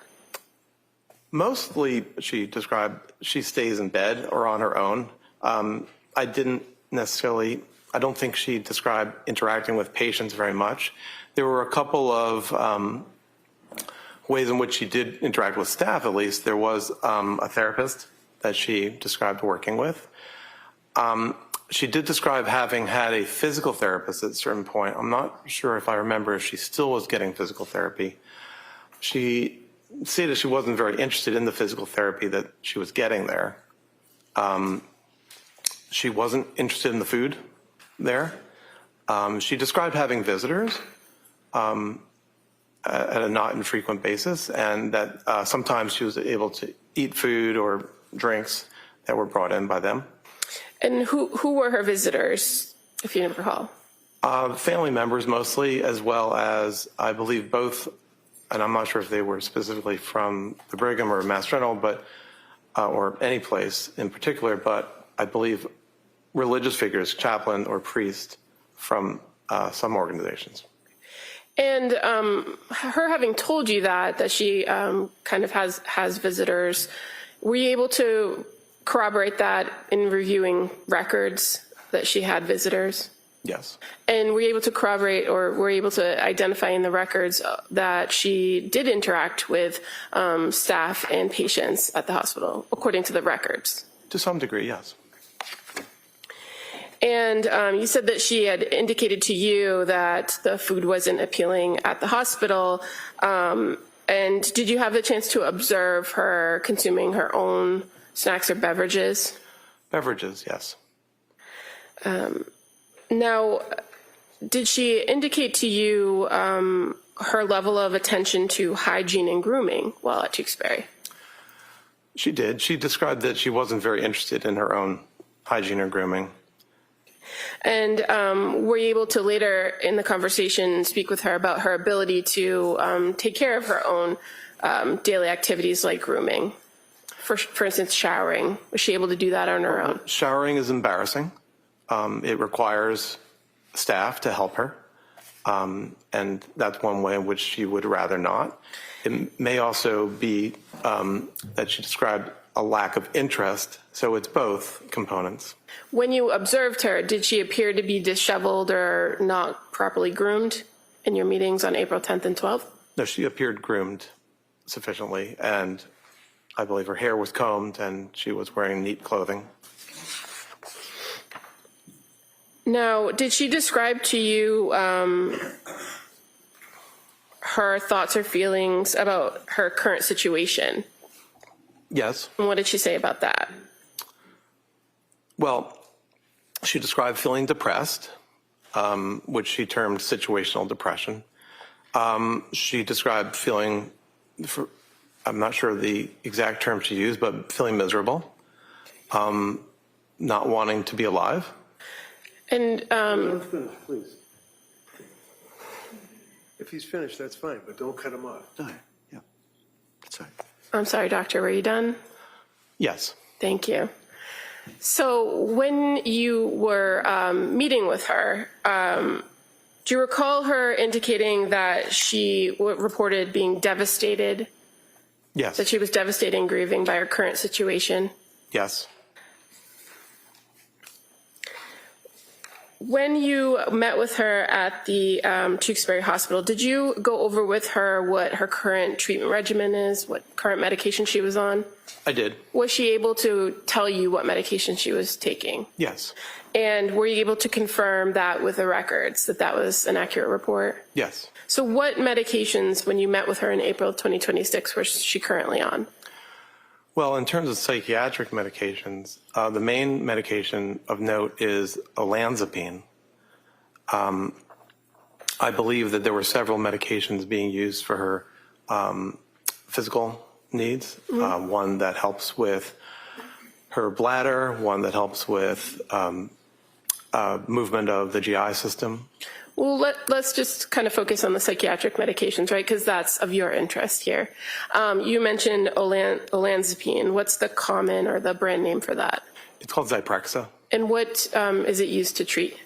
Originally, it was created to be an antipsychotic medication, so to treat psychosis. Okay. And are you aware that it's prescribed to Ms. Clancy for bipolar? Yes, it is also used for mania. It is also sometimes used. The question was bipolar. Yeah, yeah. The question. If you could just listen to the question, and then if the Commonwealth or the other side wants to add to the answer, they'll ask you. Okay, go ahead. So I think my question was, are you aware that the Zyprexa is prescribed for bipolar? So bipolar is a disorder. Yes, bipolar is a disorder of mania. Which is, I'm sorry, why I was mentioning at that point. And what was the dosage of Zyprexa that she was on, if you recall? I believe it was 2.5 milligrams. And in your experience, is that a significant dosage? No, it's a small dose. Are you aware of any other psychiatric medications that she's prescribed at Tewksbury? I believe she's also taking trazodone. Okay. How about Wellbutrin? Is that ring a bell? Yes, Wellbutrin is an antidepressant medication. Okay. And clonidine, does that sound familiar? Yes, clonidine is a medication that's sometimes used for anxiety or to help people go to sleep. And are you familiar with the propranolol? Propranolol is also a medication. It also is sometimes used to help with anxiety. And as far as the dosage of medication that she's on, based on your review of the records, are those high doses, low doses? Overall, they're on the lower side of dosages. And you indicated briefly in your testimony that she had reported to you that she believes to have situational depression. Yes. Did you have a conversation with her about the diagnosis from Tewksbury? There were times that if you're asking about bipolar disorder, At one point, she made the statement that she wasn't convinced that she has bipolar or has had bipolar disorder. She described situational depression in terms of feeling depressed about the several stressors that she experiences today. And what are those stressors? Well, the remorse and sadness about the events that this case is about, her separation or estrangement from her then husband, her being separated from the world, her physical injury. Do you recall her actually using the term remorse, or is that just your description of the conversation you had? That's my summarization right here. Okay. Now, when you were meeting with her, did you talk to her about past medication regimens that she had been on prior to the current regimen of the Zyprexa and Wellbutrin? Yes. And so are you aware that she had previously been prescribed at some point lithium? Yes. And is that something that would be important to you to know when you were conducting your own evaluation for diagnosis of whether somebody was on lithium? It might help, but in psychiatry, we don't make diagnoses based on medication response. And when it came to the report of the lithium, fair to say it was not something that was trialed for a very long period of time. Yes, and let me correct that. It's not that we don't make diagnoses. We don't categorize or define disorders by medication response. I heard the description of the trial of lithium. That was a short trial. Okay. And about her physical injuries, did you have a conversation with her about her understanding of her physical injuries? Yes. Do you recall whether she reported that she had any head injuries after January 24th? She denied that she had had a head injury. And was she familiar with the extent of her spinal injury? Yes. Meaning she was able to explain to you where the injuries occurred? And that's correct. Were you able to review in your interview with her past psychiatric history? Yes. And did she have a significant past psychiatric history? Prior to the year 2022, she had not. She had been, over time, very hard driving, someone who tended to get anxious, and anxiety sometimes pushed her to achieve or to do things. There had been two short periods of depression or anxiety throughout her lifetime. In one, she had been prescribed antidepressant medication around 2 years before 2022, which she had not actually taken. She had tended to resolve her anxiety or depression through exercise and hard work. And when you say the two short periods, are you speaking of periods after childbirth? One was while she was in nursing school, and the other was after the birth of her second child. So you were able to have the conversation with her about nursing school and going on medications during that experience, right? Yes. And as far as the second episode where she described anxiousness and seeking medication, did she indicate to you whether she actually took medication? No, after she the had, birth? sorry. After the birth of her second child? She had been prescribed it, but she hadn't taken it. Now, based on your review of records and your interview with her, were you able to identify and learn some general information about her family history? Yes. Did she report anyone in her family suffering from any other mental illness in the past? No. So no history of bipolar disorder or prior depression? Correct. No such history. Did you also review with her her work history? Yes. And did you talk to her about whether there were any adverse events in her past that affected her? That is something I asked about. And also I was able to look at her records to try to elicit if there were any particular adverse events in her life. Did you find any? No. Evidence of any? And you said that prior to 2022, there hadn't been, or there was minimal psychiatric history, did you look at and talk to her about the period of 2022 from approximately September leading up to the events of January 24th, 2023? Yes, I did. So as far as going through that time period, you were able to review her medication history during that time? Yes. And fair to say there was a significant amount of medications that you looked at as far Yes. as what she was taking and what it was prescribed for? Correct. Did anything stand out to you in the timeline of her medication history that was significant in this case? Well, she was initially prescribed medication in September of 2022. She didn't actually start taking that medication, sertraline, until October. There were several different medications that were prescribed. It is not clear that she actually took every medication that was ever prescribed or that she necessarily took it more than 1 or 2 times. There was a period of trial on a second antidepressant called Prozac. There were various medications used to help her to sleep. And then there was a several-week period of taking a medication called Seroquel or quetiapine. Are you familiar with that medication in your practice? I am. And is it fair to say that that medication has multiple functions, like most psychiatric medications? When you reviewed her history, what was the initial dose that she was prescribed for it? Just 25 milligrams. And what is a 25 milligram dose of Seroquel? What is that generally prescribed for? Well, it's often prescribed these days to help individuals to sleep. But Seroquel is also, like Zyprexa, a antipsychotic medication. It can be used to help people to sleep. It can be used to help psychosis. It can be used to help the treatment of depression. Okay. And as far as your review of the medication timeline for this defendant with the Seroquel,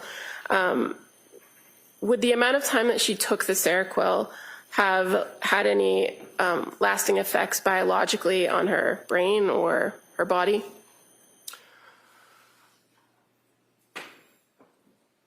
There's no known effect that one would have from the amount of time that she took it. There could have been temporary effects, which could have been affecting her functioning or her psychological reaction to her functioning. But there's no known biological long-term effect. So when you say that they could have some effect, are we talking about symptoms or negative symptoms maybe?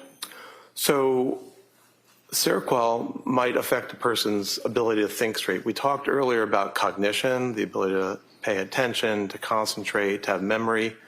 And Seroquel can negatively affect your cognitive functioning, although it is expected that that will eventually go away when you stop taking the medication.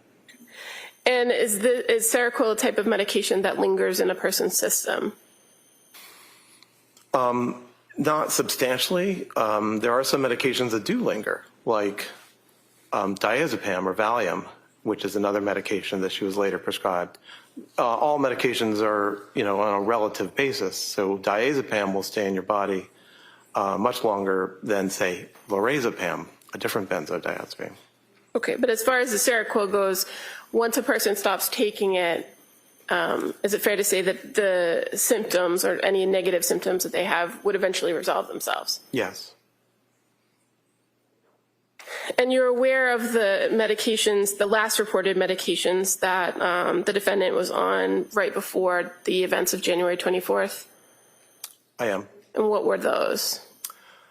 Melatonin, lorazepam, trazodone, and an antidepressant medication called amitriptyline. And as far as the amitriptyline, you're aware of what the dosage was? Well, on the day before January 24th, it became 20 milligrams, but for several days before that, it was 10 milligrams. Now, in your experience, a 10 milligram to 20 milligram dose of amitriptyline, is that a significant dosage? It's small. The usual starting dose for an adult is 150 milligrams. Are you aware of what the chief complaints or problems that the defendant had been reporting at the time when these medications were all being prescribed to her in 2022? Well, it's a several-month period, but it started in September of 2022 with complaints of anxiety and depression. And fair to say, in reviewing all the records and with your conversation, that sleep also was a main issue or a complaint. Yes, that's right. And in some of the medications that you reviewed, is sleep, could the medications themselves affect a person's sleep? Yes, sertraline can. Now, as far as past diagnosis of this defendant, you were able to review overall in all the records that were available to you what different providers had given as far as past diagnoses, correct? Yes. And as far as your overall evaluation in determining criminal responsibility, where you have to answer first that question of mental disease or defect, do you rely on those prior diagnoses or do you come to your own conclusions? I come to my own conclusions. Are the fact that there were past diagnoses something that you consider? Yes, especially to the extent that they highlighted the basis for those prior diagnoses. I don't necessarily have to agree with the diagnoses, but I'm interested in what was observed in terms of coming to those diagnoses. And when you're doing these types of evaluations for criminal responsibility, why do you not rely on a past diagnosis? Why do you come to your own conclusion? Well, that's part of being an independent evaluator, where in your mind, you're able to collate the information and make your own diagnosis. As far as kind of before we move on to your actual diagnosis, in addition to the interview that you had with the defendant over those 2 days, reviewing all the records, did you attempt to speak with what are called collaterals? I did not. Is that something that you sometimes do in these evaluations? Sometimes. Fair to say, in this particular case, you did have a significant amount of information from people that were close to the defendant, right? That was my view, yes. And after speaking with the defendant, did she identify to you some people that maybe you could talk to? I don't remember who she said, but I think she suggested perhaps her husband or then husband. But you yourself didn't have an interview with Patrick Clancy, did you? No. But you were able to review his grand jury testimony and interviews he's given with the police in the past, right? Yes, I did. And CPS.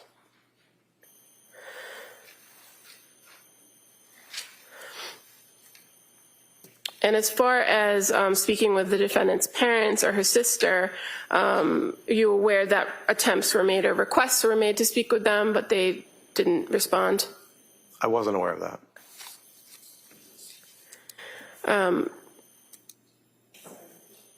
I was not. So based on everything that you reviewed in this case, were you able to come to a conclusion about diagnosis? Yes, I did. And at the time that you conducted this evaluation, what is your opinion about diagnosis? My opinion about her diagnosis in the span from 2022 to 2023 is that she suffered from what's called a major depressive episode. That probably is a part of what's called a major depressive disorder, but the important point about it is the major depressive episode. What made you come to that conclusion based on her presentations? The information about her feelings and the progression of her illness highlighted that it was best represented by a major depressive episode. It's a condition defined in DSM-5 where an individual displays problems with mood, problems with feeling pleasure, feelings of guilt or worthlessness, problems with appetite, problems with sleep,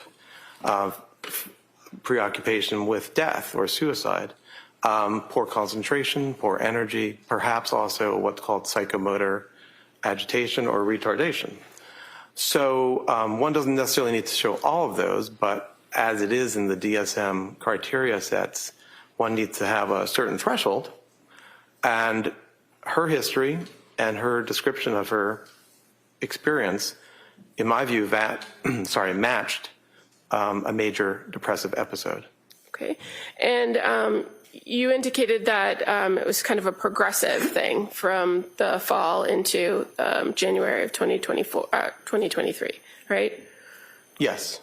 And in addition to the low mood, were you able to identify that she presented with anxiety at various points? Yes, very much. And did you also make observations of obsessive thinking?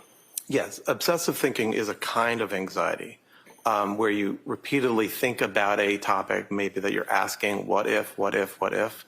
And it's the kind of form of anxiety that you frequently see in an anxiety disorder called generalized anxiety disorder. I think it's possible she also had generalized anxiety disorder, but that is sort of secondary to the major depressive episode. Okay. Now, in the time closest to January 24th of 2023, did you take a look at what her presentation or what her mental state was then, based on all the information that you had available to you? Yes, I did. Did you identify whether she was ever presenting in a manic state or a hypomanic state? Throughout the period from 2022 to 2023, no. There was never indication of any element of mania or hypomania.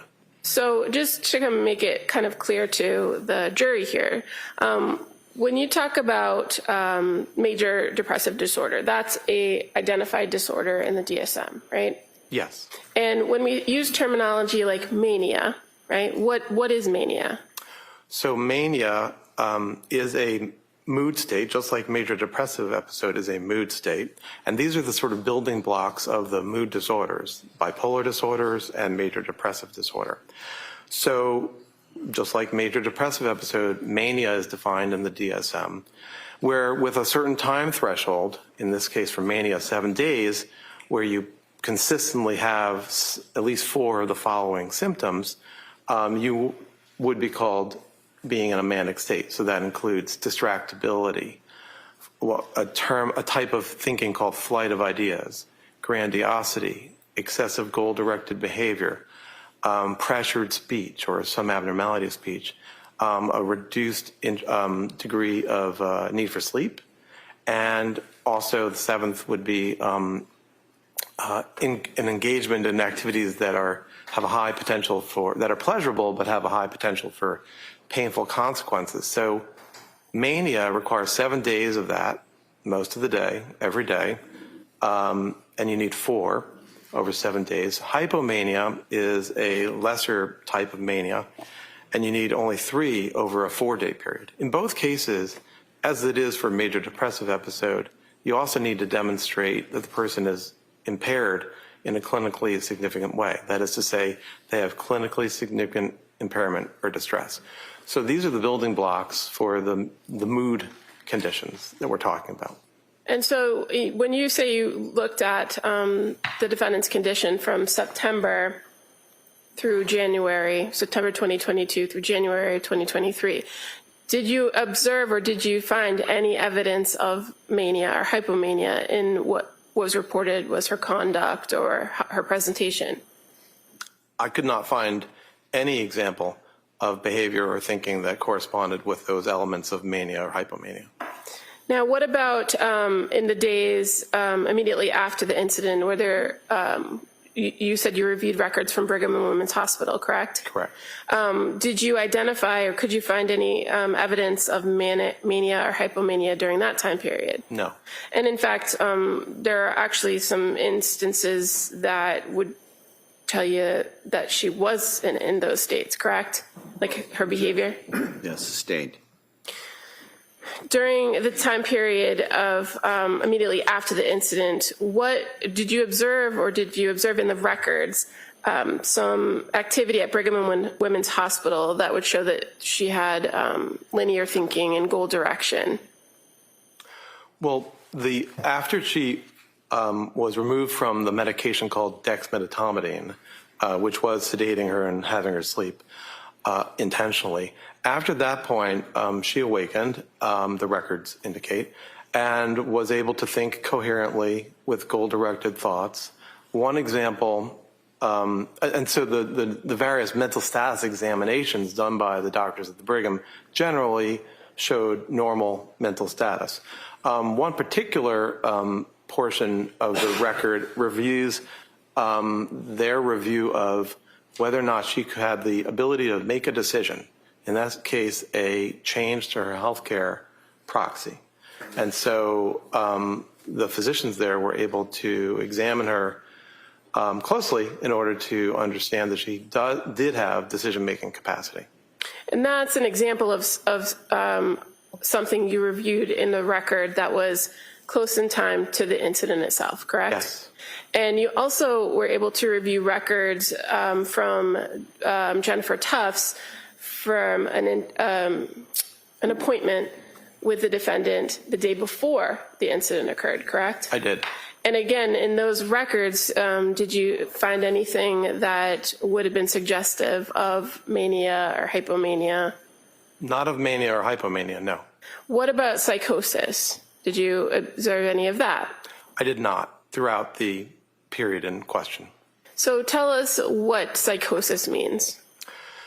Psychosis is a form of thinking where the person has disorganization and also may have a lack of what is called reality testing. So the individual may not be able to engage in behaviors or activities or cognitive thoughts to check if a belief or an experience is real or not. So is there any particular way in which a person can display psychosis? Psychosis can be displayed in many different ways. It can be based on the things a person says. For example, delusions are fixed, false beliefs that the individual has, and that they exist despite the person being told that that's not true or testing it with others. You also can at least suspect psychosis in the form of hallucinations, which are unreal stimuli that an individual experiences. Sometimes you may see individuals actually moving their body to respond to stimuli that they think or they are experiencing in the environment. But hallucinations can also be taste, smell, or things that you hear or things that you see or feel on your body. And there is a kind of psychosis that includes some of that, but also simply includes an individual's lack of ability to act in an organized manner. So a person in psychosis can sometimes do the normal things that they always do, right? It depends on what kind of psychosis and how bad the psychosis is or to what extent it is occurring. But individuals with, say, delusional disorder, which is a disorder where your problem is you have a delusion that is affecting your life, those individuals can mostly go about their lives in other areas, at least other areas that don't have to do with that particular false belief. What about with hallucinations? How does that manifest itself? There is a subgroup of the population that actually experiences hallucinations frequently and has no negative effect from it. But for those who have hallucinations as a part of a disorder of psychosis or bipolar or mood, there are ways in which the individual can live with the psychosis or live with the hallucination and be able to be resilient to it and go ahead with their lives. So even if a person does have some form of psychosis or has delusions or hallucinations, they could still manage in society by following the rules, right? Like I said, it depends on which delusion or which hallucination, but there are individuals, and it may be who can, and there may also be people who can on a stable basis, but there also are individuals. All right, next question. As far as a person who might be suffering from psychosis, can they appreciate or do they know right from wrong? There's no reason that psychosis in of itself inhibits a person's ability to know right from wrong. Now, as far as in this case with this particular defendant, you have identified that you believe it's a major depressive disorder, right? Yes. Did you consider other diagnoses? Yes. What about bipolar? Did you consider bipolar? I weighed whether there might have been bipolar disorder. And so why not for this defendant? Well, to be diagnosed with bipolar disorder, you need to have had a manic episode. That's at least for bipolar type 1. For bipolar type 2, you need to have had a hypomanic episode. And there's no information in the available record that displays either of those. So you can't diagnose bipolar disorder. Did you consider the fact that this defendant or that there's been some indication of postpartum for the defendant? Yes. And did that affect your opinions about diagnosis? As I said before, in psychiatry, we diagnose based on the symptoms that the individual presents with. So in the DSM, in our manner of diagnosing, when you have discerned what is the prominent symptom that the individual is suffering from, that becomes the disorder that carries your diagnosis. There are times that you can designate that it has occurred in the postpartum period. DSM states that that would be within 4 weeks of birth. It also allows for the symptoms to have occurred before birth. So that is the standard that we utilize when we choose to add on that designation of something being postpartum. Could I object? It doesn't matter what we do, it's what he does. All right, next question. So as far as consideration of postpartum, do you rely on the DSM-5 in your diagnostic criteria? I do. You're aware that there are other, that it's not universal across the world and that there are other opinions about the postpartum period, right? I'm aware that there are psychiatrists and others who have asked to make a specific diagnosis that relates to psychiatric problems in the postpartum state. That has been studied over the years. At this point, that has been suggested to the makers of the DSM and has been rejected. But so I guess my question is more based on your overall view of or review of this particular defendant. The onset of symptoms, when did they occur in this postpartum period, or did they? The distress that we're talking about began in September, which is about 4 months after the birth of the most recent child. And so if you're relying on the DSM as 4 weeks postpartum for a lot of these illnesses, mental illnesses, then the defendant was well outside that period, right? Correct. And as far as for the last child, when the killings occurred, that would have been 8 months after the postpartum period, correct? Roughly, yes. Now, in this case, you are aware of certain behaviors and thoughts that the defendant had that have been suggested as psychotic, correct? Yes. And did you consider those as potential psychotic features for this defendant? Yes. And so can you explain to us some of those potential features and what your opinion is about them? Right. Well, some of them were beliefs or concerns that Ms. Clancy had, which weren't necessarily psychotic. So one was the idea that in the midst of her distress and her impairment, that Child Protective Services or the Child Welfare Agency would act on, somehow take away her kids, to speak in a global way, but to somehow interact with her. I don't know that that's psychotic. Another is the idea that she was damaged permanently by the medications that she took. I can appreciate that she felt side effects and a degree of change from the medications that she took. So I don't know that that feeling or that belief is necessarily psychotic. So those are two that I would mention right off the bat. What about the idea that somebody could hear her thoughts? Did you look into that? There is one episode where she wasn't sure and asked her mother, I believe, the question, "Can you hear my thoughts?" And was told no.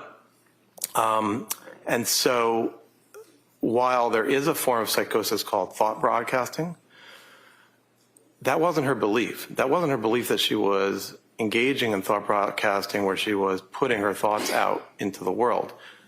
As I read it, the question was not psychotic. The question was one that reflected the distress and the intrusive thoughts that she was having without it necessarily being psychotic. She engaged in reality testing when she asked, "Did you hear that?"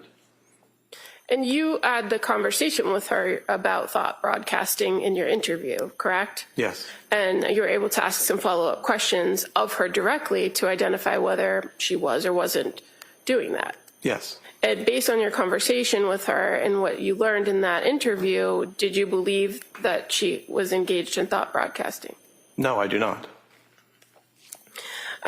You're aware that there were also concerns that were voiced by her that there was other things wrong with her body, not just damage from medication, right? Yes. Do you recall that? Yes. Did you consider that to determine whether that was a psychotic feature for this defendant? Yes. So an example was her worry that she had ketoacidosis. I didn't necessarily think that that was psychotic. It may have been wrong, but it wasn't necessarily psychotic. She had been given a medication, Seroquel, where one of the side effects is that it negatively interferes with your glucose system. And ketoacidosis is the worst case scenario when you have glucose, poor control of your glucose. So I don't know that she had a fixed false belief that she had ketoacidosis, but she was worried about having ketoacidosis. So when you say that you considered these things and you didn't believe them to be psychotic, are you talking about them in the realm of, were they delusional, were they fixed false beliefs, or something else? Right, so I use that term specifically, as I said before, a delusion, which is a form of psychosis, is a fixed false belief, which is really immutable. You can't be convinced otherwise. But these were not fixed false beliefs, these were concerns. And did you find that the concerns were rational based on your overall view of everything? Right, not only were they concerns, but they aligned with the realities that she had experienced. Now, what about the idea of these intrusive thoughts? You reviewed the records to know that was a common report of her, that she had intrusive thoughts, correct? Yes. And that at various points she did identify that she did want to die. Yes. Is being suicidal a form of psychosis? No. What, if anything, does the idea of suicide tell you about this defendant or about her situation? Well, it tells me that she was suffering and that it was a part of, in my view, it was a part of a major depressive episode. 10 to 15% of women in the postpartum period have depressive disorders, and it can be very serious, and it can lead to suicidality or the need for hospitalization or other interventions. So the records show in my interviews that I gathered information that she was suffering, and suicidality is a form of suffering. Now, when you talk about suicidality, does it have to make sense why the person is suicidal?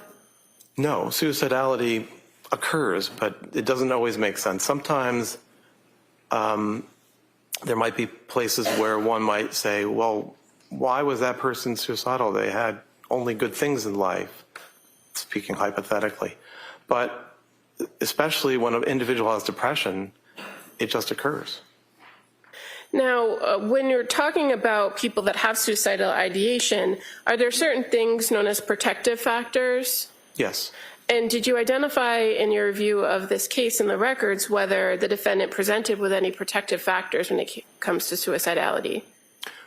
Well, are you asking, did Ms. Clancy identify protective factors? Yeah, at some point, is it fair to say she did identify protective factors? She did. And what were the protective factors? Mainly her mother and her children. That is to say, she wanted to, her urges or interest in suiciding was something that she chose not to do because of the worry that she would hurt them by suiciding. And your review of the records from McLean Hospital, fair to say that one of the reasons for discharge was that she herself identified that she wouldn't have commit the act because of her kids. That was one of the factors. When I make decisions to allow somebody to be discharged, it's an overall weighing of risk factors and protective factors. All right, Counsel, it's 1 o'clock. Why don't we take the afternoon recess at this point, okay? All right, thank you, John. So, Mr. Drew, we're going to take the afternoon recess. As I always tell you, no research, writing, talking about this matter, and we'll have you back here approximately 2 o'clock, okay? All rise, please. Your next.